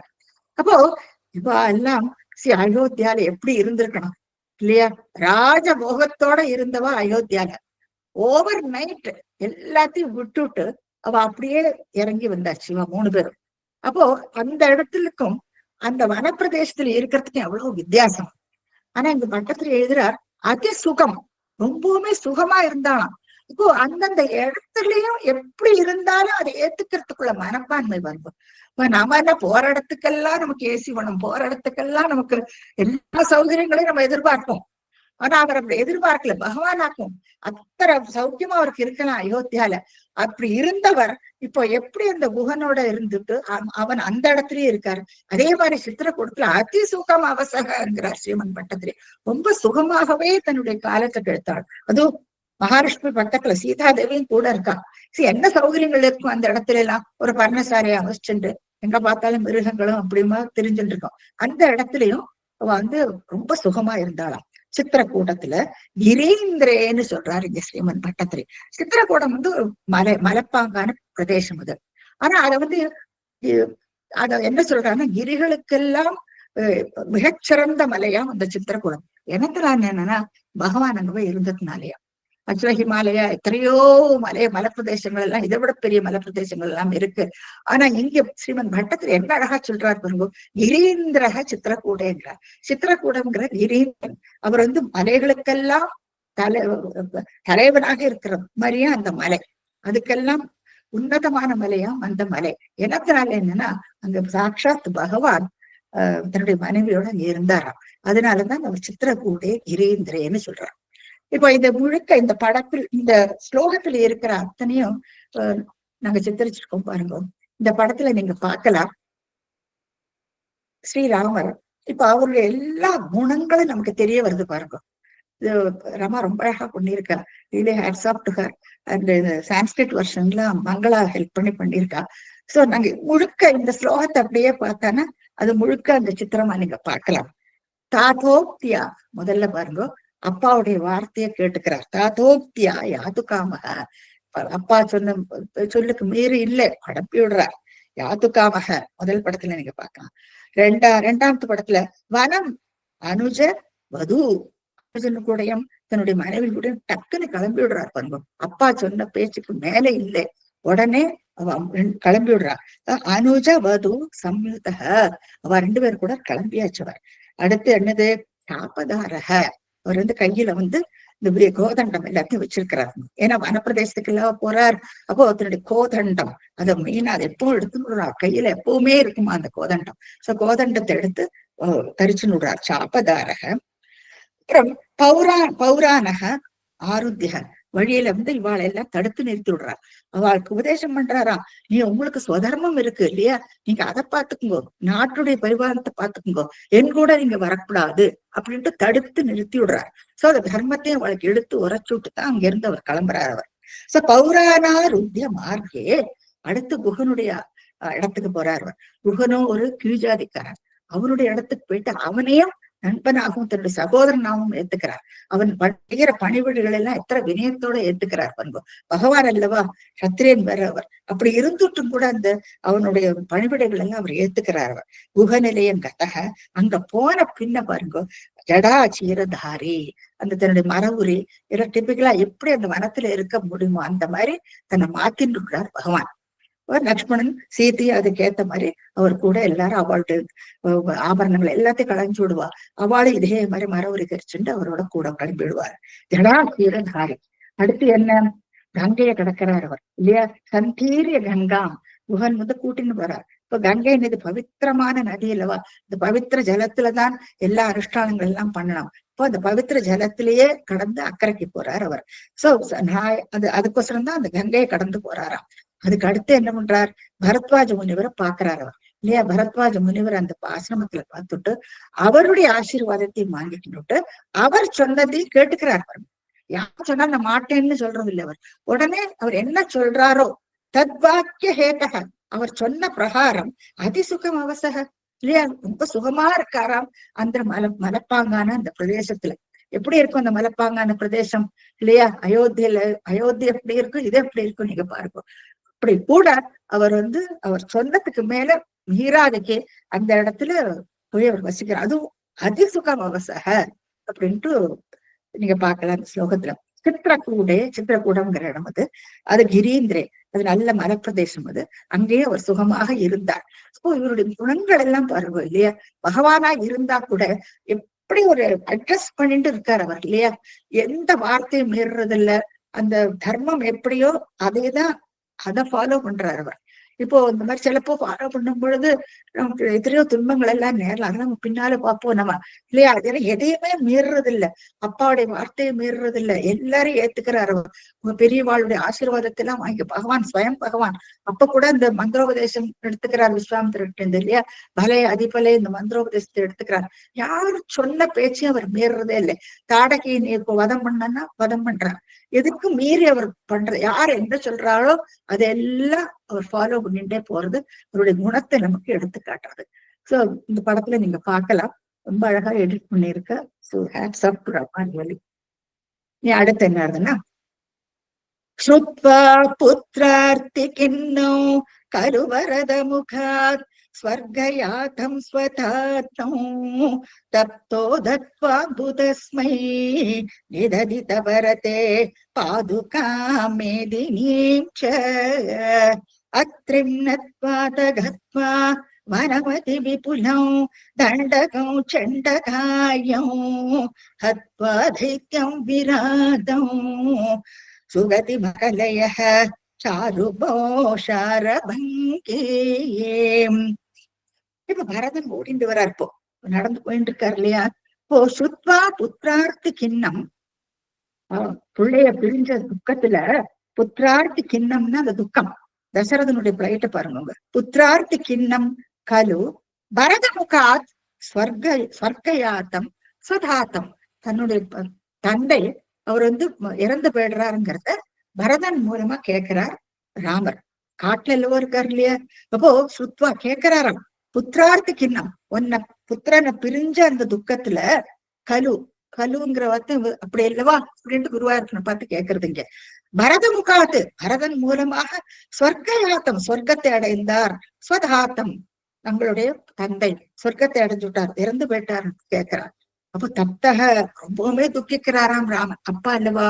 அப்போ தப்தக ஆனா என்ன, தத்வா அம்புதஸ்மை, அவருக்கு தர்ப்பணம் பண்றாராம். அம்புன ஜலம், ஜலத்தை எடுத்து அங்க தர்ப்பணம் பண்றாராம். அதான் சொல்லுவனா, நீ நாட்டுக்கு திரும்பி வந்து விடுறது, நம்ம அங்க போயிட்டு தர்ப்பணம் எல்லாம் பண்ணணும் இல்லையா, நீ திரும்பி வந்துரு. அவர் சொல்லுவாரா, முடியாது, 14 வருஷம் எனக்கு இங்க வனவாசம், சோ நான் அதை கழிச்சு விட்டுதான் எனக்கு திரும்பி வர முடியும், அதனால நான் அவர் மாட்டேன்னு விடுறாரு. அப்போ அந்த தர்ப்பணத்தை அங்கேயே பண்றாரு பாருங்க. அப்போ தத்வாம்பு தஸ்மை எல்லாம் பண்ணிட்டும் நிததித பரதே, பரதனுக்கு எல்லாத்தையும் ஒப்படைச்சு விடுறாராம். நீ தர்ப்பணம் பண்ற, அதுக்கப்புறம் பரதன் கையில என்ன பண்றாரு, பரதனுக்கு நிததித்த பரதே, பரதனுக்கு கொடுக்கிறாராம். பாதுகாம், தன்னுடைய பாதுகையும், பாதுகை காலில் இருக்கு, அதையும் அவன் கையில கொடுத்துறான். பாதுகாம் மேதினியும் நீதான் இந்த பூமி ராஜ்யபாரதி நீதான் ஆளணும்னு சொல்லிட்டு ரெண்டையும் பரதனுடைய கையில ஒப்படைச்சு விட்டார். ஏன்னா இவர் திரும்பி வர மாட்டார், இவர் வந்து தன்னுடைய வனவாசத்தை கழிச்சு விட்டு தான் திரும்பி வருவார். அப்போ பரதன் கிட்ட கொடுத்து விடுறாரு அந்த பாதுகை. அப்போ பரதனும் அந்த பாதுகையை தலைமையில வச்சுட்டு வருவனா. சோ உங்களுக்கு இந்த கதையெல்லாம் நன்னா தெரியும். சோ அப்படியாக இவர் வந்து அந்த வனத்திலேருந்து போறது இல்லை. நீங்க பார்க்கலாம், பரதன் வந்து அந்த பாதுகத்தினோட சிரசு மேல வச்சுட்டு ரொம்ப பத்திரமா, அவனுக்கு ரொம்ப சங்கடமா இருக்குமான வரமாட்டேன்னு சொல்லி விடுறாரு அவர். அப்போ அவர் அங்கேயே தர்ப்பணம் எல்லாம் பண்ணி முடிச்சு விடுறாரு அப்பாவுக்கு. இப்போ இவர் வந்து அந்த பாதுகை எடுத்துட்டு திரும்பி வர்றதுக்கு ராஜ்யத்தையும் பார்த்துக்கணும் இல்லையா பரதனுக்கு, அதனால அவர் திரும்பி வந்து விடுறார் பரதன். இப்ப என்ன, இவாளுடைய பயணம் இப்ப தொடர்றது. அங்க என்ன பண்றாங்க, அத்ரிம் நத்வதகத்வா, அத்ரி முனிவரை பாக்குறாரு. இப்ப நடந்து மேல் மேல் கொண்டு போயிட்டு இருக்கு சமாச்சாரம். அத்ரி முனிவரை பாக்குறான். அவரை எங்கெல்லாம் முனிவர்களை பார்த்தாலும் உடனே அவ ரெண்டு பேரும் அங்க வந்து அவளை வணங்கி அவளோட அனுகிரகத்தை ஏத்துப்பா. அத்ரிம், அங்க பரத்வாஜரை பார்த்தா, அடுத்து இங்க அத்ரி, அத்ரி முனிவர். இவரை பத்தி பின்னால் பார்க்கணுமா. அத்ரிம் நத்வாதகத்வா, இங்க இருந்து கிளம்பி விடுறார். வனமதி விபுலம், பெரிய விபுலம்னா பெரிய வனமாம் அது. இந்த தண்டகாரண்யம்ங்கிற பெரிய வனம் அது. வனம் அதிவிபுலம், அதிவிபுலம்னா பயங்கரமான பெரிய காடு சொல்றோம் இல்லையா, பேர்பட்ட காடு. வனம் அதி விபுலம் தண்டகம், தண்டகாரண்யம்ங்கிற காட்டுக்கு அங்க சண்டகாயம், சண்டகாயம் இந்த வனத்துக்கு ஏத்த மாதிரி சண்டகாயம், காயம்னு தேகம், பெரிய தேகமா ஒருத்தனுக்கு. இப்போ சண்ட காயம், பெரிய அதி பயங்கரமான தேகத்தோட, காயம்னா தேகம், சண்டகாயம் ஹத்வா தைத்தியம் விராதம். அவன் தான் ராட்சசன், அவன் தான் தைத்தியன்னா ராட்சசன், அவன் பேரு விராதன்னு பேரு. அவனையும் அங்க வதம் பண்றாவா. இங்க வந்து இங்கேயும் வந்து அவனை வந்து அவனுக்கு மோட்சம் கொடுக்குறான். இந்த விராதன் யாருன்னு நமக்கு தெரியணும் இல்லையா. இப்ப அந்த விராதன் வந்து ஒரு கந்தர்வனாக்கும். ஒரு கந்தர்வனுக்கு இப்படி ஒரு ராட்சச உருவம். ஏன்னா அவன் ஆக்சுவலா கந்தர்வனா இருக்கும்போது அவனுடைய பேரு வந்து தும்புரு. கந்தர்வன் வந்து ரொம்ப அழகா இருப்பா பாக்குறதுக்கு. அவ வந்து பாடுவா, டான்ஸ் ஆடுவா. உலகத்துல இருக்கப்பட்ட ரொம்ப ஏகபோகத்தோட இருக்கப்பட்டவா அவ எல்லாம். அப்ப அவனுக்கு வந்து குபேரனுடைய சாபம். அந்த சாபத்தினால அவனுக்கு இப்படி ஒரு ராட்சச ஜன்மாவை கழிக்க வேண்டி வருது. அப்ப அவனுக்கு மோட்சம் எப்படின்னா ராமர் மூலமா தான் அவனுக்கு மோட்சம். இப்போ இவர் என்ன பண்றான்னா, விராதன் அந்த காட்டுல இப்படி ஒரு பெரிய ரூபத்தோட அவன் தெரிஞ்சுட்டு இருக்கான். அவன் இவர் வந்து என்ன பண்றான்னா, மனுஷால் எல்லாத்தையும் அப்படியே முழுங்கி விடுறான். சண்டைக்காயம், பெரிய தேகமா அவனுக்கு. அப்ப இவர் என்ன பண்ணுவான்னா, சீதையை அபகரிச்சுட்டு ஓடுவான். எப்படியாவது இவரை பின்னால வர வைக்கணும் இல்லையா. சீதையை அபகரிச்சுட்டு போகும்போது இவன் என்ன பண்ணுவான்னா, அவருடைய கையை வெட்டி விடுவான். கையை வெட்டுட்டு அப்ப வந்து அந்த விராதன் சொல்றானா, இவருக்கு ராமனாக்கு தெரியும் இல்லையா. அப்ப விராதன் என்ன சொல்லுவான்னா, என்னை வந்து நீங்க உசுரோட புதைச்சு விடுங்கோ, அப்பதான் எனக்கு இந்த சாப விமோக்ஷனம் ஆகும்னு சொல்றாங்க. எனக்கு இந்த சாபத்திலேருந்து விடுபடுறது அது ஒரே வழிதான், இன்னும் நீங்க உயிரோட புதைச்சு விடணுங்கிற. இப்போ இவ என்ன பண்ணுவான்னா, உயிரோட அவனை புதைப்பா. அதுக்கப்புறமா அவனுக்கு வந்து அவன் கந்தர்வ தேவன் கிடைச்சு விடுறது. அதுக்கப்புறம் அவனோட வழிக்கு போயிடுவான். அதுக்கப்புறம் இங்க வந்து 2 இன்சிடென்ட் நடக்கிறது. இப்போ அவனுக்கு சாப விமோசனம் ஆயிடுறது. சண்டகாயம் ஹத்வா தைத்தியம் விராதம். அந்த விராதனை வந்து அவனுக்கு சுகமதி மகலையக, சுகமதி மகலையகன்னா அவனுக்கு சால்வேஷன் கிடைச்சு விடுறது. சுகமதி மகலேக, அதோட கூட சாரு போகோ சாரபங்கி, சரபங்கி முனிவர். சரபங்கி முனிவர் வந்து அந்த காட்டுல இருக்கார். அவர் வந்து ராமருக்கோசரம் வெயிட் பண்ணிட்டு இருக்காரு. ஏன்னா அவர் சாகாம தன்னுடைய தேகத்தை வச்சுட்டு ராமரை பார்த்துட்டு தான் தன்னுடைய தேகத்தை நீக்கணும்ட்டு அவர் வெயிட் பண்ணிட்டு இருக்காரு. சோ இவரை பார்த்துட்டு சரபங்க முனிவரும் அவருக்கும் மோட்சத்தை கொடுத்து விடுறாரு. அப்போ இந்த சுகமதி மகலையக, சுகமதி அகலேக 2 பேருக்கும் சால்வேஷன். இந்த ஒரு வர்ப வச்சுட்டு இப்ப 2 இன்சூரன்ஸ் எவ்வளவு அழகா எழுதியிருக்காரு பாருங்க பட்டத்திரி. கொஞ்சம் டைம் ஆகும், நீங்க இன்னைக்கு இருந்து கேட்டுட்டு தான் போகணும் இன்னைக்கு இந்த ராமாயணத்தை. அப்போ இந்த சுகமதி மகலேகங்கிறது காக்காசுன்யாயகன்னு சொல்லுவா இந்த கிராமர்ல. காக்கைக்கு வந்து நீங்க பார்க்கும்போது இப்படி அப்படின்னு பார்க்கும்போது இப்ப என்ன சொல்லுவாருன்னா, அதுக்கு வந்து 2 சாக்கெட், ஒரு லென்ஸ் தான் இருக்குமா. இந்த லென்ஸ் இந்த பக்கம் வருமா, அப்ப இந்த பக்கம் பார்க்குமா, அந்த லென்ஸ் அந்த பக்கம் வரணும்னா அப்படி பார்க்குமா. ஆக்சுவலா அப்படி ஒண்ணும் கிடையாது. காக்கைக்கு நம்மள மாதிரிதான் 2 கண்ணு. பட் இந்த மாதிரி சொல்லுவா, ஒரு எக்ஸ்பிளனேஷன் உண்டு. சயின்டிபிக்கா அப்படி கிடையாது. காக்கைக்கு நம்மள மாதிரியே தான், ஆனா பார்வை அப்படி இருக்கும், இந்த பக்கம் அந்த பக்கம் பார்க்கும். அப்போ இந்த இடத்துல எப்படின்னா, அந்த காக்கையோடைய பார்வையாட்ட சுகமதி மகலேகன்ட்டு ஒரு வர்ப வச்சுட்டு இந்த சண்டகாயம் தைத்தியம் விராதம் ஹத்வா அவனுக்கு மோட்சத்தை கொடுக்கிறார். அதே சமயத்துல சாரு போகோ பகவான் வந்து அழகா சரபங்கி முனிவருக்கும் மோட்சத்தை கொடுக்கிறார். அப்ப சரபங்க முனிவருக்கு மோட்சம், இந்த தைத்தியனுக்கும் மோட்சம். இது 2யும் ஒரே சமயத்துல நடக்கிறது. நடுவுல அந்த ஒரு வர்பை யூஸ் பண்றாரு வர்பம். இதெல்லாம் அவருடைய ஹை லெவல் ஆஃப் லிட்ரரி. இந்த லிட்ரஸ் லெவல் இருக்கு இல்லையா வட்டத்திலோட, இதெல்லாம் நமக்கு தெரிய வருது. இது மாதிரி ஒவ்வொரு விஷயத்திலயும் நம்ம வந்து இந்த ஸ்லோகத்தை படிக்கும் பொழுது ஒவ்வொரு ஆங்கிள்லையும் நம்ம என்ஜாய் பண்ணலாம். அப்படியாக இந்த 2 விஷயம், இந்த தண்டகாரண்யம் அதுல நடக்கிறது. இந்த மேப்ல பாருங்க, எங்கேயாக்கும் தண்டகாரண்யம் அடுத்து வர இந்த பிக்சர்ல நீங்க இந்த மேப்ல பார்க்கலாம். அயோத்தியால இருந்து இப்போ தண்டகாரண்யத்துக்கு வந்தாச்சு. போ நெக்ஸ்ட் பிக்சர்ல பார்க்கலாம். இப்போ இதுல இன்னொரு வருஷன் உண்டு. இந்த விராதன் அத்தியாத்ம ராமாயணம் இருக்கு இல்லையா, அதுல என்ன சொல்லியிருக்காங்க, இவன் எல்லாத்தையும் முழுங்கிடுவனா, எல்லாத்தையும் மிருகங்கள் எல்லாத்தையும் அப்படி இப்படியும் முழுங்குவனா. இது இன்னொரு ராமாயணம் பிரகாரம். அப்போ இவன் இந்த மாதிரி போகும்பொழுது அவன் என்ன பண்ணுவான்னா, இவாட்ட ரிக்வெஸ்ட் பண்ணுவான், என்ன இந்த கையை வெட்டி விடுறா இல்லையா, கையை வெட்டின உடனே என்ன உயிரோட புதைக்கணும்னு சொல்லிட்டு அவன் அதே மாதிரி பண்றான். இவன் 2 பேரும் அவனை உயிரோட புதைச்சு விடுறான். அப்புறம் அவனுக்கு சாபம் விமோசனம் ஆயிடுறது. இப்போ இந்த ராமாயணத்திலே நம்ம இந்த கதையை நம்ம பாக்குறோம். அத்தியாத்ம ராமாயணத்திலே நம்ம பாக்கணும். பாக்குறோம், இவரோட கந்தர்வன், இவரோட பேரு தூணு பேரு. இந்த 2 பேருக்கும் நல்ல சண்டையெல்லாம் நடக்கும். இதை பத்தி தனியா நிறைய இருக்கும், நீங்க வால்மீகி ராமாயணத்திலையும் பார்க்கலாம் நீங்க. அப்புறம் அவர் பரீட அலை உசுரோடைய அவரை புதைப்பார். அப்புறம் அவனுடைய கேர்ஸ் போயிடுறது. அதுக்கப்புறம் அவனுடைய ஒரிஜினல் காயம் கிடைச்சு விடுறது, ஒரிஜினல் தேகம் கிடைச்சு விடுறது. அவன் கந்தர்வ லோகத்துக்கு போயிடுறாங்க. இப்போ இந்த மேப்ல நீங்க பார்க்கலாம், இங்க இந்த தண்டகாரண்யம் ஃபாரஸ்ட் வரைக்கும் வந்தாச்சு. இப்போ அயோத்தியால இருந்து எங்க இருக்கான்னு நீங்க பாத்துக்கணும். இந்த மேப்ல எவ்வளவு தூரம் டிராவல் பண்ணி வந்திருக்கா பாருங்க. டுவர்ட்ஸ் சதர்ன் ரீஜனுக்கு வந்தாச்சு. நார்த்ல இருந்து சவுத்த நோக்கி வந்துருக்கா. இவங்க அடுத்து என்ன இருந்ததுன்னா, நத்வாகஸ்தியம் சமஸ்தா அசர நிகர சபத்ராகிருதிம் தாபசேப்யः பிரத்யஸ்ரௌஷி பிரியைஷி ததனு ச முனினா வைஷ்ணவே திவ்ய சாபே பிரம்மாஸ்திரே சாபி தத்தே பதி பித்ரு சுஹ்ருதம் வீக்ஷ பூயோ ஜடாயும் மோதாத் கோதாத் தடாந்தே பரிரவசி புரா பஞ்சவட்டியாம்பதூட்யாம். இப்போ அகஸ்திய முனிவரை பாக்குறாங்க. நத்வா எத்தனை முனிவர்களை பார்த்தாச்சு, லிஸ்ட் வச்சுக்கோங்க நீங்க.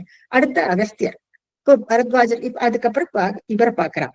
நத்வான வணங்குறது அகஸ்தியர். அகஸ்தியரை வணங்கி இப்ப அவரும் பிளஸ் பண்றார். இவாளுக்கு நிறைய அவர்கிட்ட இருக்கிற ஆயுதங்கள் எல்லாம் இவாளுக்கு கொடுக்கிறார் அவர். இப்போ சமஸ்த ஷரநிகர சபத்ராகிருத்திம், அதாவது இந்த தைத்தியர்கள் எல்லாம் ரொம்ப யஜ்யம் எல்லாம் பண்றதுக்கெல்லாம் ரொம்பவுமே தொல்லை பண்றா இல்லையா.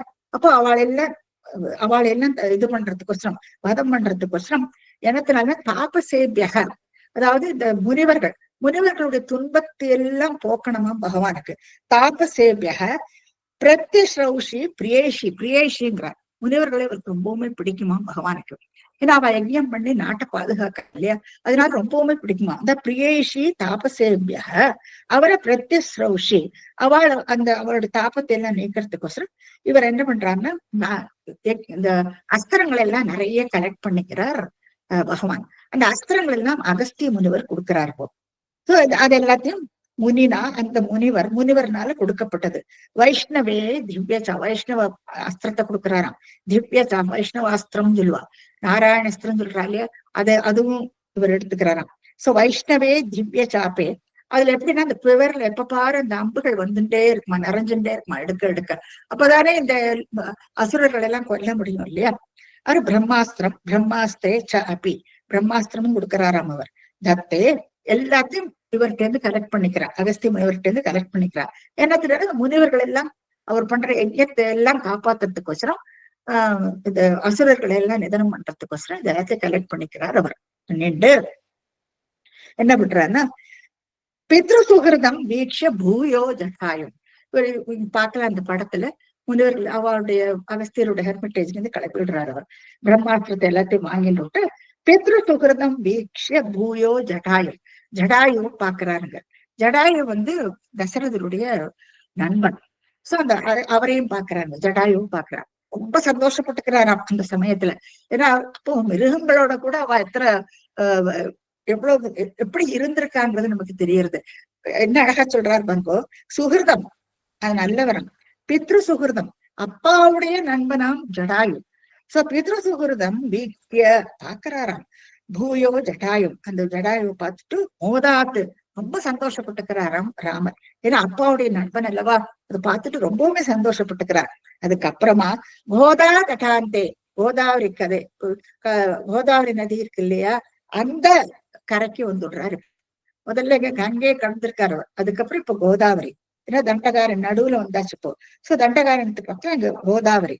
சோ கோதா தடாந்தே பரிரமசி, ரொம்ப அங்கேயே ரொம்ப சந்தோஷமா இருக்காராம். இந்த ஒரு பர்ணசாலியை கட்டிட்டு அந்த சீதையோட லக்ஷ்மணனோட அங்கேயே இருக்காரு. கோதா தடாந்தே பரிரமசி புறா, ஒரு சமயம் இருந்தார் அல்லவா பஞ்சவட்டியா, பஞ்சவடிங்கிற இடத்துல. மேப்ல பாருங்க, பஞ்சவடியும் நீங்க பாக்கலாம். இது தண்டகாரண்யம் ஃபாரஸ்ட் வர அந்த வழியில தான் பஞ்சவடியும் இருக்கு. சோ பஞ்சவடியில வதூட்டியா, தன் மனைவி கூடயும் லக்ஷ்மணன் கூடயும் அவர் வந்து அங்க தங்கி இருக்கார் பஞ்சவடியில. ரொம்ப சந்தோஷமா இருப்பாராம் பஞ்சவடியில. அடுத்து என்ன ஆகுதுன்னா, பிராப்தாயா சூர்பணக்யா மதன சலதிருதே அர்த்தனே நிஸ்ஸஹாத்மா தாம் சௌமித்ரௌ விசிருஜ்ய பிரபலதவருஷா தேன நிர்லூனநாசாம் திருஷ்ட்வைனாம் ருஷ்டசித்தௌ கரமதிபதிதௌ தூஷணௌ சத்ரிமூர்த்தௌ வியாஹிம்சி ஆசரானபி அயுத சமதிகான் தக்ஷணா தக்ஷதோஷ்மாம். தக்ஷணா அந்த அக்ஷதோஷ்மா, பகவானுடைய பராக்கிரமத்துக்கு அளவே இல்லையா, அதுதான் அக்ஷதோஷ்மான்னு சொல்றாரு. அக்ஷதோஷ்மா அப்பேற்பட்ட பகவான் இப்போ அந்த இடத்துல என்ன ஆகுது, ஃபாரஸ்ட்ல மூவ் பண்ணிட்டு இருக்காவா, பஞ்சவடியில இருக்கா. பஞ்சவடியில ஜனஸ்தானுங்கிற இடத்துல சூர்பனகை அவ கேங்ஸ் எல்லாம் அங்க அந்த இடத்துல இருக்கா. பிராப்தாயாக வரா சூர்பனகைங்க, ரொம்ப அழகா இருக்கலாம் அவளும். சூர்பனகை அங்க வரா. சூர்பனக்கியா, சூர்பனகைங்கிறவள் வரா. மதன சலதிருத்தை, அவருக்கு பகவானை பார்த்த உடனே, ராமரை பார்த்த உடனே அவள் எப்படியான அடையணும்னுட்டு அப்படி ஒரு ஆசையம் அவளுக்கு. அவளுக்கு காம வேட்கை. சோ மதன சலதிருத்து அர்த்தனை நிஸ்ஸகாத்மா. இவருக்கு நிஸ்ஸகாத்மா பொறுமையே இல்லையா, அப்படி நச்சரிக்கிறாள். கல்யாணம் பண்ணிக்கோன்னு கல்யாணம் பண்ணிக்கோன்ட்டு பகவானை பார்த்து நச்சரிக்கிறாள். அப்ப அதனால ரொம்ப என்ன பண்ணனே தெரியறது இல்லை. இப்ப இவர் என்ன பண்றான்னா, தாம் சௌமித்ரவ் விசிறிச்சியார். சௌமித்ரி, சுமித்ரனோட புத்திரன் லக்ஷ்மணன்ட்ட, நீ பாத்துக்கோ, இவளோட தொல்லை என்னால பொறுக்க முடியல, நீ பாத்துக்கோன்னுட்டு அவ கையில ஒப்படை சொல்றார். தாம் சௌமித்ரியும் விசிறிச்சியார், அவளை நீ அவளை பாத்துக்கோ, என்னால பின்னால வந்து ரொம்பவுமே தொல்லை பண்றான். இப்போ இவளை என்ன பண்ணா, லக்ஷ்மணன் அழகா இருப்பார் பாக்குறதுக்கு. இப்போ என்ன கல்யாணம் பண்ணிக்கோன்னு லக்ஷ்மணன் பார்த்து கேட்கலாம். இப்போ இவருக்கும் பிரபலத்த மனுஷன், பயங்கர கோபிஷ்டியாக்கும் லக்ஷ்மணன். அதான் பிரபலதம ருஷா, கோபத்துல என்ன பண்றான்னா, தேன நிர்ணூர நாசாம், மூக்க அறுத்து போடுறாராம் லக்ஷ்மணன். இங்க வந்து இந்த இடத்துல இருந்து மூக்க அறுத்துக்கிறான்னு சொல்றாரு. பாகவதத்துல வந்து மூக்கு காது ரெண்டையுமே அறுத்துக்கிறான்னு சொல்லுவா அதுல. எனவே இங்க வந்து இவர் மூக்க அறுத்துக்கிறான்னு, மூக்க அறுத்து விடுறாருன்னு சொல்றான். தேன நிர்லூன நாசாம். இப்ப இவளுக்கு கோபம் வராதா, பாவம் அழகியவள், மூக்க அறுத்து விடுறாரு. ரொம்ப கோரமாயிடுறது முகமே. சோ நிர்லூன நாசாம், அத திருஷ்டுவைனாம் ருஷ்ட சித்தம், அத பாக்குறான். இப்ப அந்த ஜனஸ்தானத்துல இவ எல்லாம் இருக்கா இல்லையா, யாரெல்லாம் இருக்கா, தூஷணன் இருக்கா, அங்க வந்து கரன் இருக்கான், கரன், தூஷணன், அப்புறம் திரிமூர்தன், இவா 3 அசுரமார்களும் அங்கதான் கூட இருக்கா அந்த இடத்துல. அப்போ அவகிட்ட போய் சொல்றா, அவ நடந்ததுல ராவணன் போய் சொல்ற, ராவணன் ஸ்ரீலங்கையில போய் சொல்றா. இப்போ இவா என்ன பண்றான்னா, திருஷ்டுவைனா இத பார்த்து விட்டு, மூக்க அறுவட்டத்தை பார்த்து விட்டு, கிருஷ்ண சித்தம் ரொம்ப கோபத்தோட, கரண், கரண், கரண் வந்து அவனும் ஒரு ராட்சசன். இந்த கரண் யாரு என்னன்னா, அவன் வந்து ராவணனுடைய கசுநாக்கம் கரண். கரண் என்னன்னா என்ன அர்த்தம், கழுதைன்னு ஒரு அர்த்தம் உண்டு. மூஞ்சி பாருங்க கழுதையாட்டு இருக்கு. சோ அவன் கழுத மூஞ்சி, பின்னா அப்படி அசுரர்கள் அப்படி கோரமா இருப்பா, அப்படி கழுத மூஞ்சியா இருக்கணும்னு இல்லை. பக்க நம்ம சொல்றோம் இல்லையா, மிருகமாட்டா இருக்கு மூஞ்சி, இப்படி இருக்கு அப்படி இருக்கு, நம்ம விஸ்தரிப்போம் இல்லையா சில பேரை பார்த்தான்னா இந்த மாதிரி. சோ கரண், அவங்க வந்து கரன்னு பேரு அவனுக்கு. இவர் வந்து ஹாஃப் பிரதர், ராவனுடைய கசுநாக்கம் அந்த கரண். இவெல்லாம் அங்க அந்த இடத்துல இருக்கா அந்த சமயத்துல.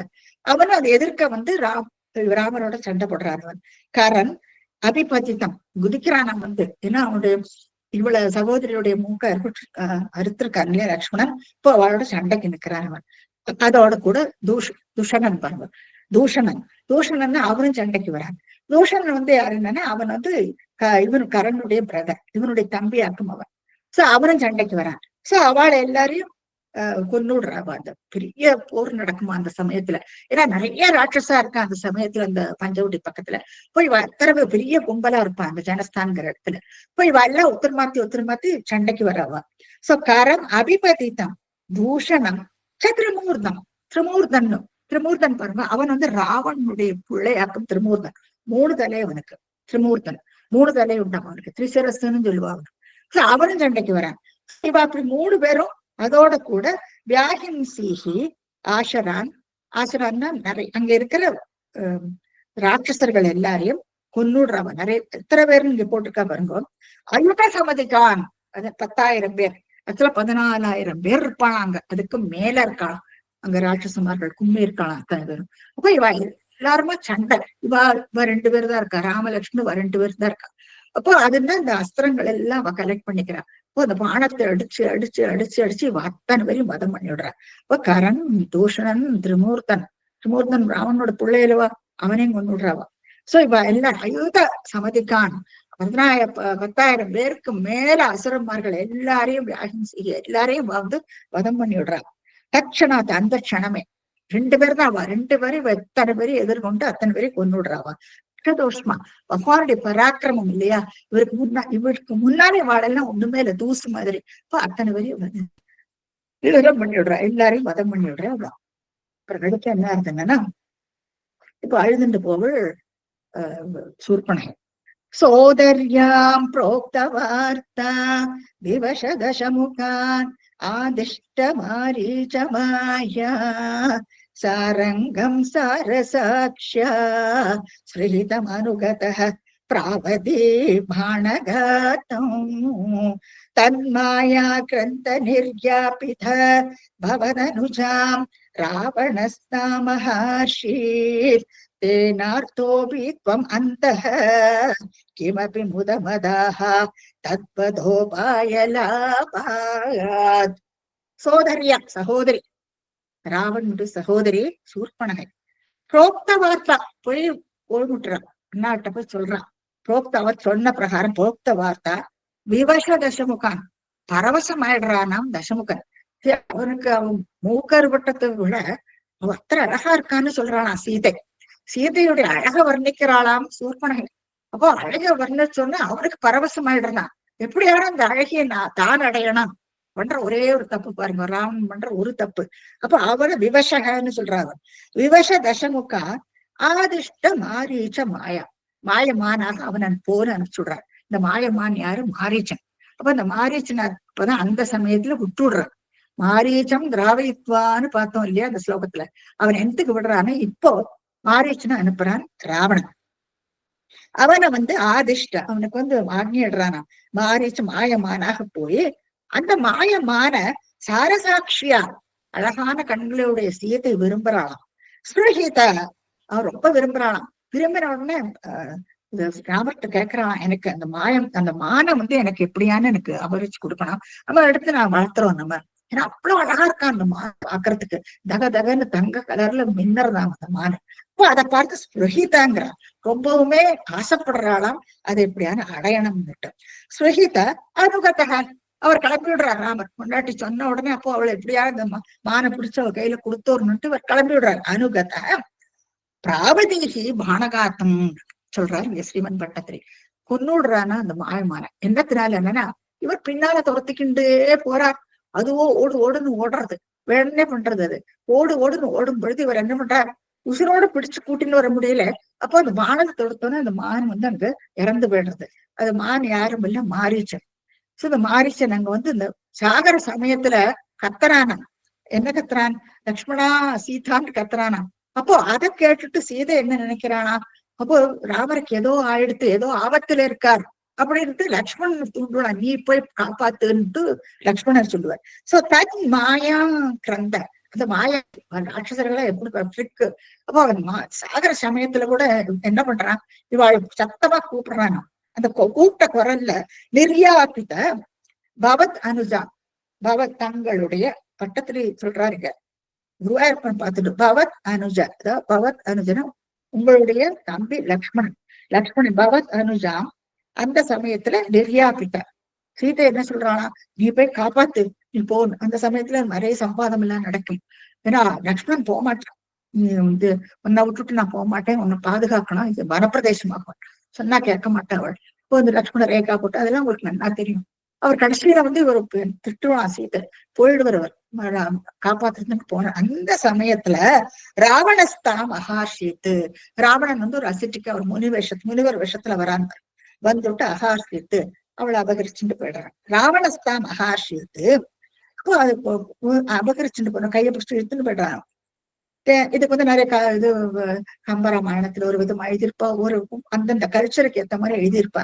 நிறைய பேருக்கு தெரியும், நீங்களாம் படிச்சிருப்பேன், நான் சொல்ல வேண்டிய அவசியமே இல்லை. எப்படியோ ராவணன் வந்து அபகரிச்சுட்டு போயிடுறான். தேனார்த்தி அவர் திரும்பி வர்றார், லக்ஷ்மணன் திரும்பி வர்றார், ஆளையே காணாங்க, சீதையை காணாம அந்த ஹெர்மிட்டேஜ்ல. இப்போ அவளுக்கு எப்படி இருக்கும், ரொம்ப துன்பப்படுறானாம். எங்க போனா என்ன ஆச்சு ஒண்ணுமே தெரியாது அவளுக்கு. தேனக ஆர்த்தோபி மனசுல சங்கடமா இருந்தாலும் துவம் அந்த குருவாயூரப்பன் பார்த்துட்டு பட்டத்திரி சொல்றார், தாங்கள் உள்ளுக்குள்ளே கிமப்பி முதமதாக சந்தோஷப்பட்டீராமே அப்படின்ட்டு குருவாயூரப்பன் பார்த்து ஸ்ரீமன் பட்டத்திரி சொல்றார்.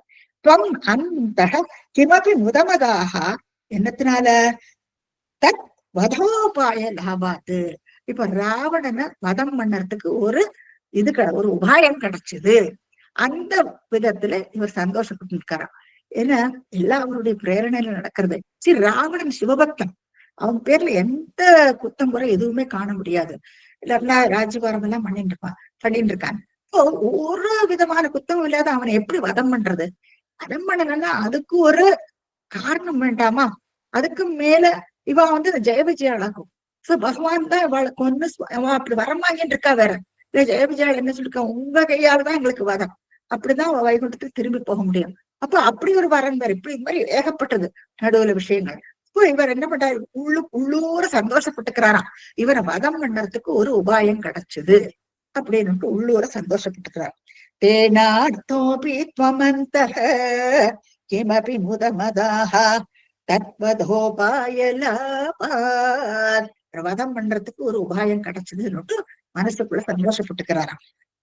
கடைசியில என்ன இருக்குன்னா, பூயஸ்தன்விம் விசின்வல் அஹிருத தசமுகஹ த்வத்வதோ மத்வதேனே இதி உக்த்வா யாதி ஜடாயோ திவமத சுஹ்ருதஹ பிரார்த்தனோ பிரேத காரியம் கிருஷ்ணானம் தம் கபந்தம் ஜகநிதசபரி பிரேக்ஷ்ய பம்பாதடே த்வம் சம்பிராப்தோ வாதசூனும் விஷமுதிதமனா பாஹி வாதாலயேஷ.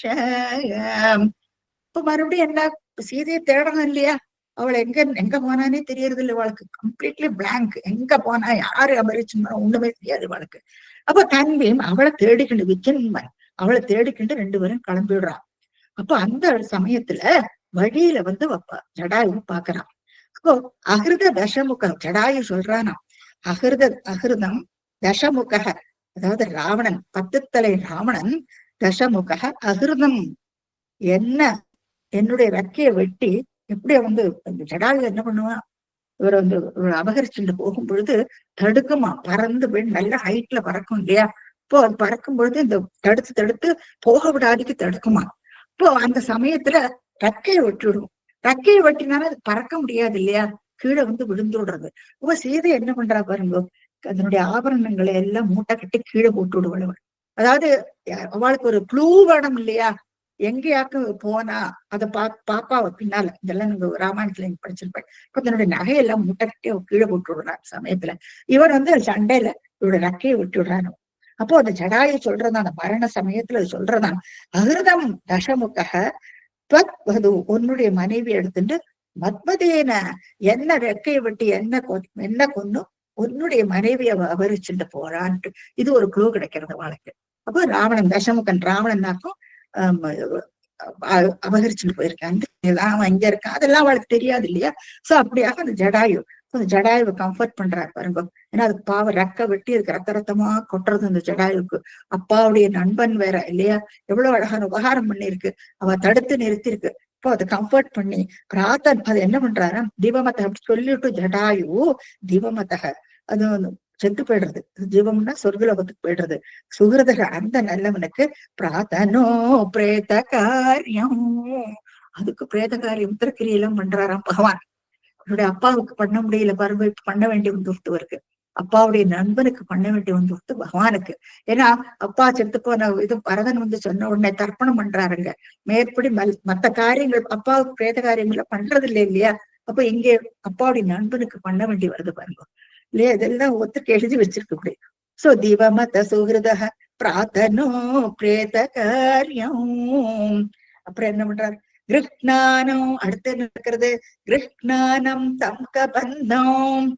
மறுபடியும் கபந்தன்கிற அசுரன், கபந்தன்கிற அசுரனால இவ வந்து ரெண்டு பேரும், இந்த கபந்தன் இவனும் வந்து ஒரு கந்தர்வனா, இவனுக்கு ஒரு முனிவர்னால ஒரு சாபம். கந்தர்வர்கள் எத்தனை அழகா இருப்பாங்க, முனிவரோட சாபத்தினால எப்படி ஒரு ஊரமான ஒரு தேகம் அவனுக்கு.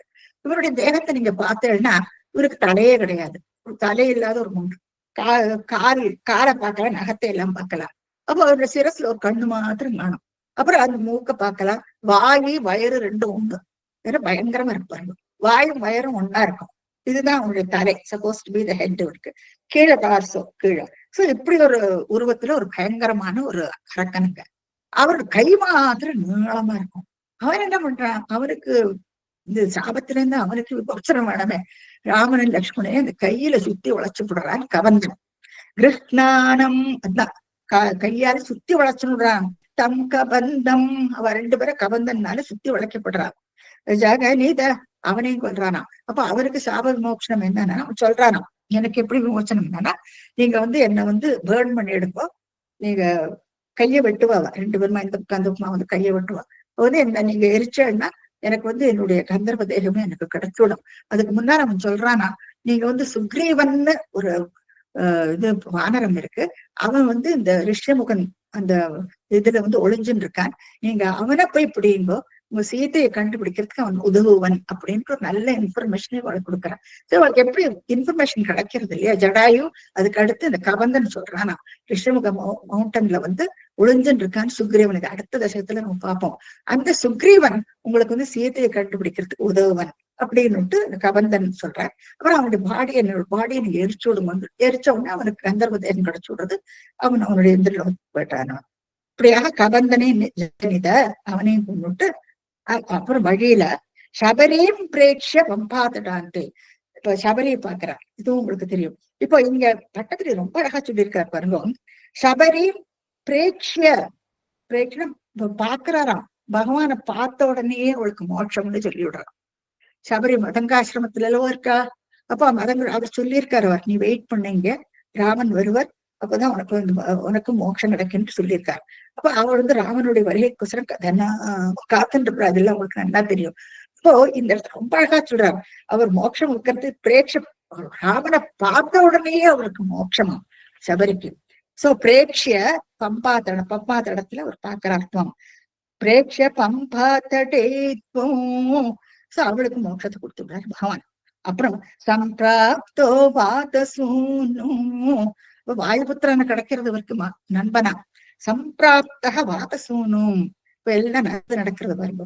சம்பிராப்தோ வாதசூனும் விஷம், அவருக்கு ரொம்பவுமே முதித்த மனாகா, அனுமாரை பார்த்த உடனே ரொம்ப சந்தோஷமாயிடுறான். ஏன்னா இவ கபந்தன் சொல்லியிருக்கான் இல்லையா, நீ சுக்ரீவன்கிட்ட போகும்போது சுக்ரீவன் வந்து உங்களுக்கு சீதையை தேடுறதுக்கு ஹெல்ப் பண்ணுவான். திருஷ்யமுகம் அடுத்து நம்ம பார்ப்போம். அந்த அந்த மலைமுகத்துல அவன் வந்து ஒளிஞ்சுட்டு இருக்கான். இப்போ அவனை நீங்க போய் பாருங்கன்ட்டு வழியெல்லாம் சொல்லி கொடுப்பேன்னு கவர்ந்தான். இப்போ அது வழியில ஹனுமாரை பாக்குறாரு. அடுத்த கதையில நான் சொல்றேன். இப்போ ஹனுமாரை பார்த்த உடனே ரொம்ப சந்தோஷம் ஆயிடுறது பகவானுக்கு. நீங்க பார்க்கலாம், அப்படி கட்டி அணைச்சுன்னு விடுறார் வாதசூனு வாயுபுத்திரனா. சம்பிராப்தோ வாதசூனு விஷமுதித மனாகா, மனசு ரொம்பவுமே சந்தோஷப்படுறதுதான் பகவானுக்கு.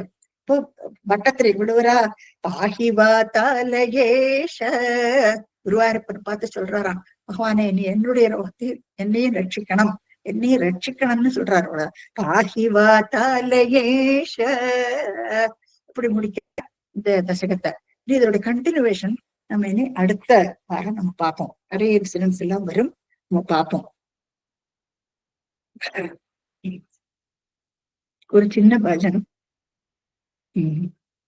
श्रीरामचंद्र कृपालु भज मन हरण भव भय दारुणो नव कंच लोचन कंच मुख कर कंच बद कंचारुणो श्रीराम श्रीराम கந்தர்ப்ப அகணித அமித சவினவ நீல நீரத சுந்தரோ பட்டபீதமா நಹುதடித ருச்சி சுச்சி நோமி ஜனக சுதாவரம் ஸ்ரீராம் ஸ்ரீராம் भजो दीनबन्धु दिनेश दानव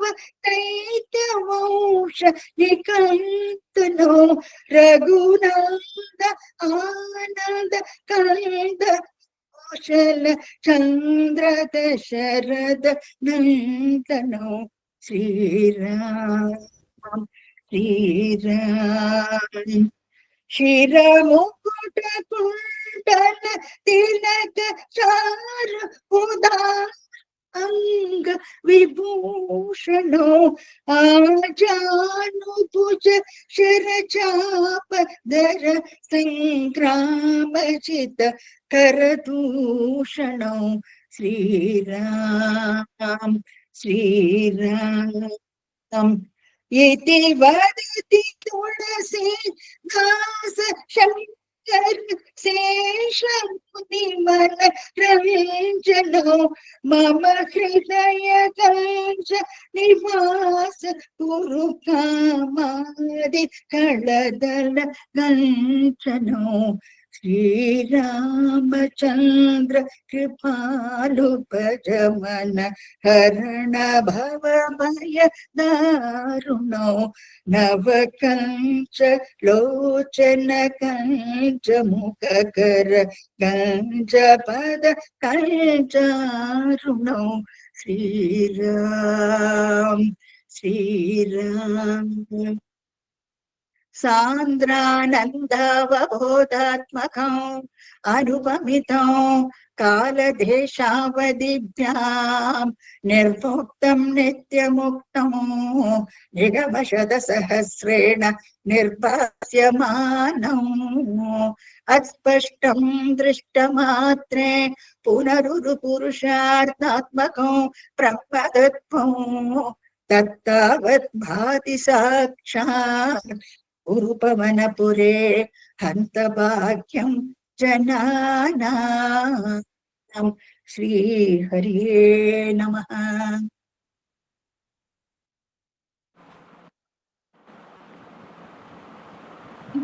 ரொம்ப நல்லா இருந்தது மாமி. ரொம்ப தேங்க்யூ மாமி. ரொம்ப நல்லா இருந்தது.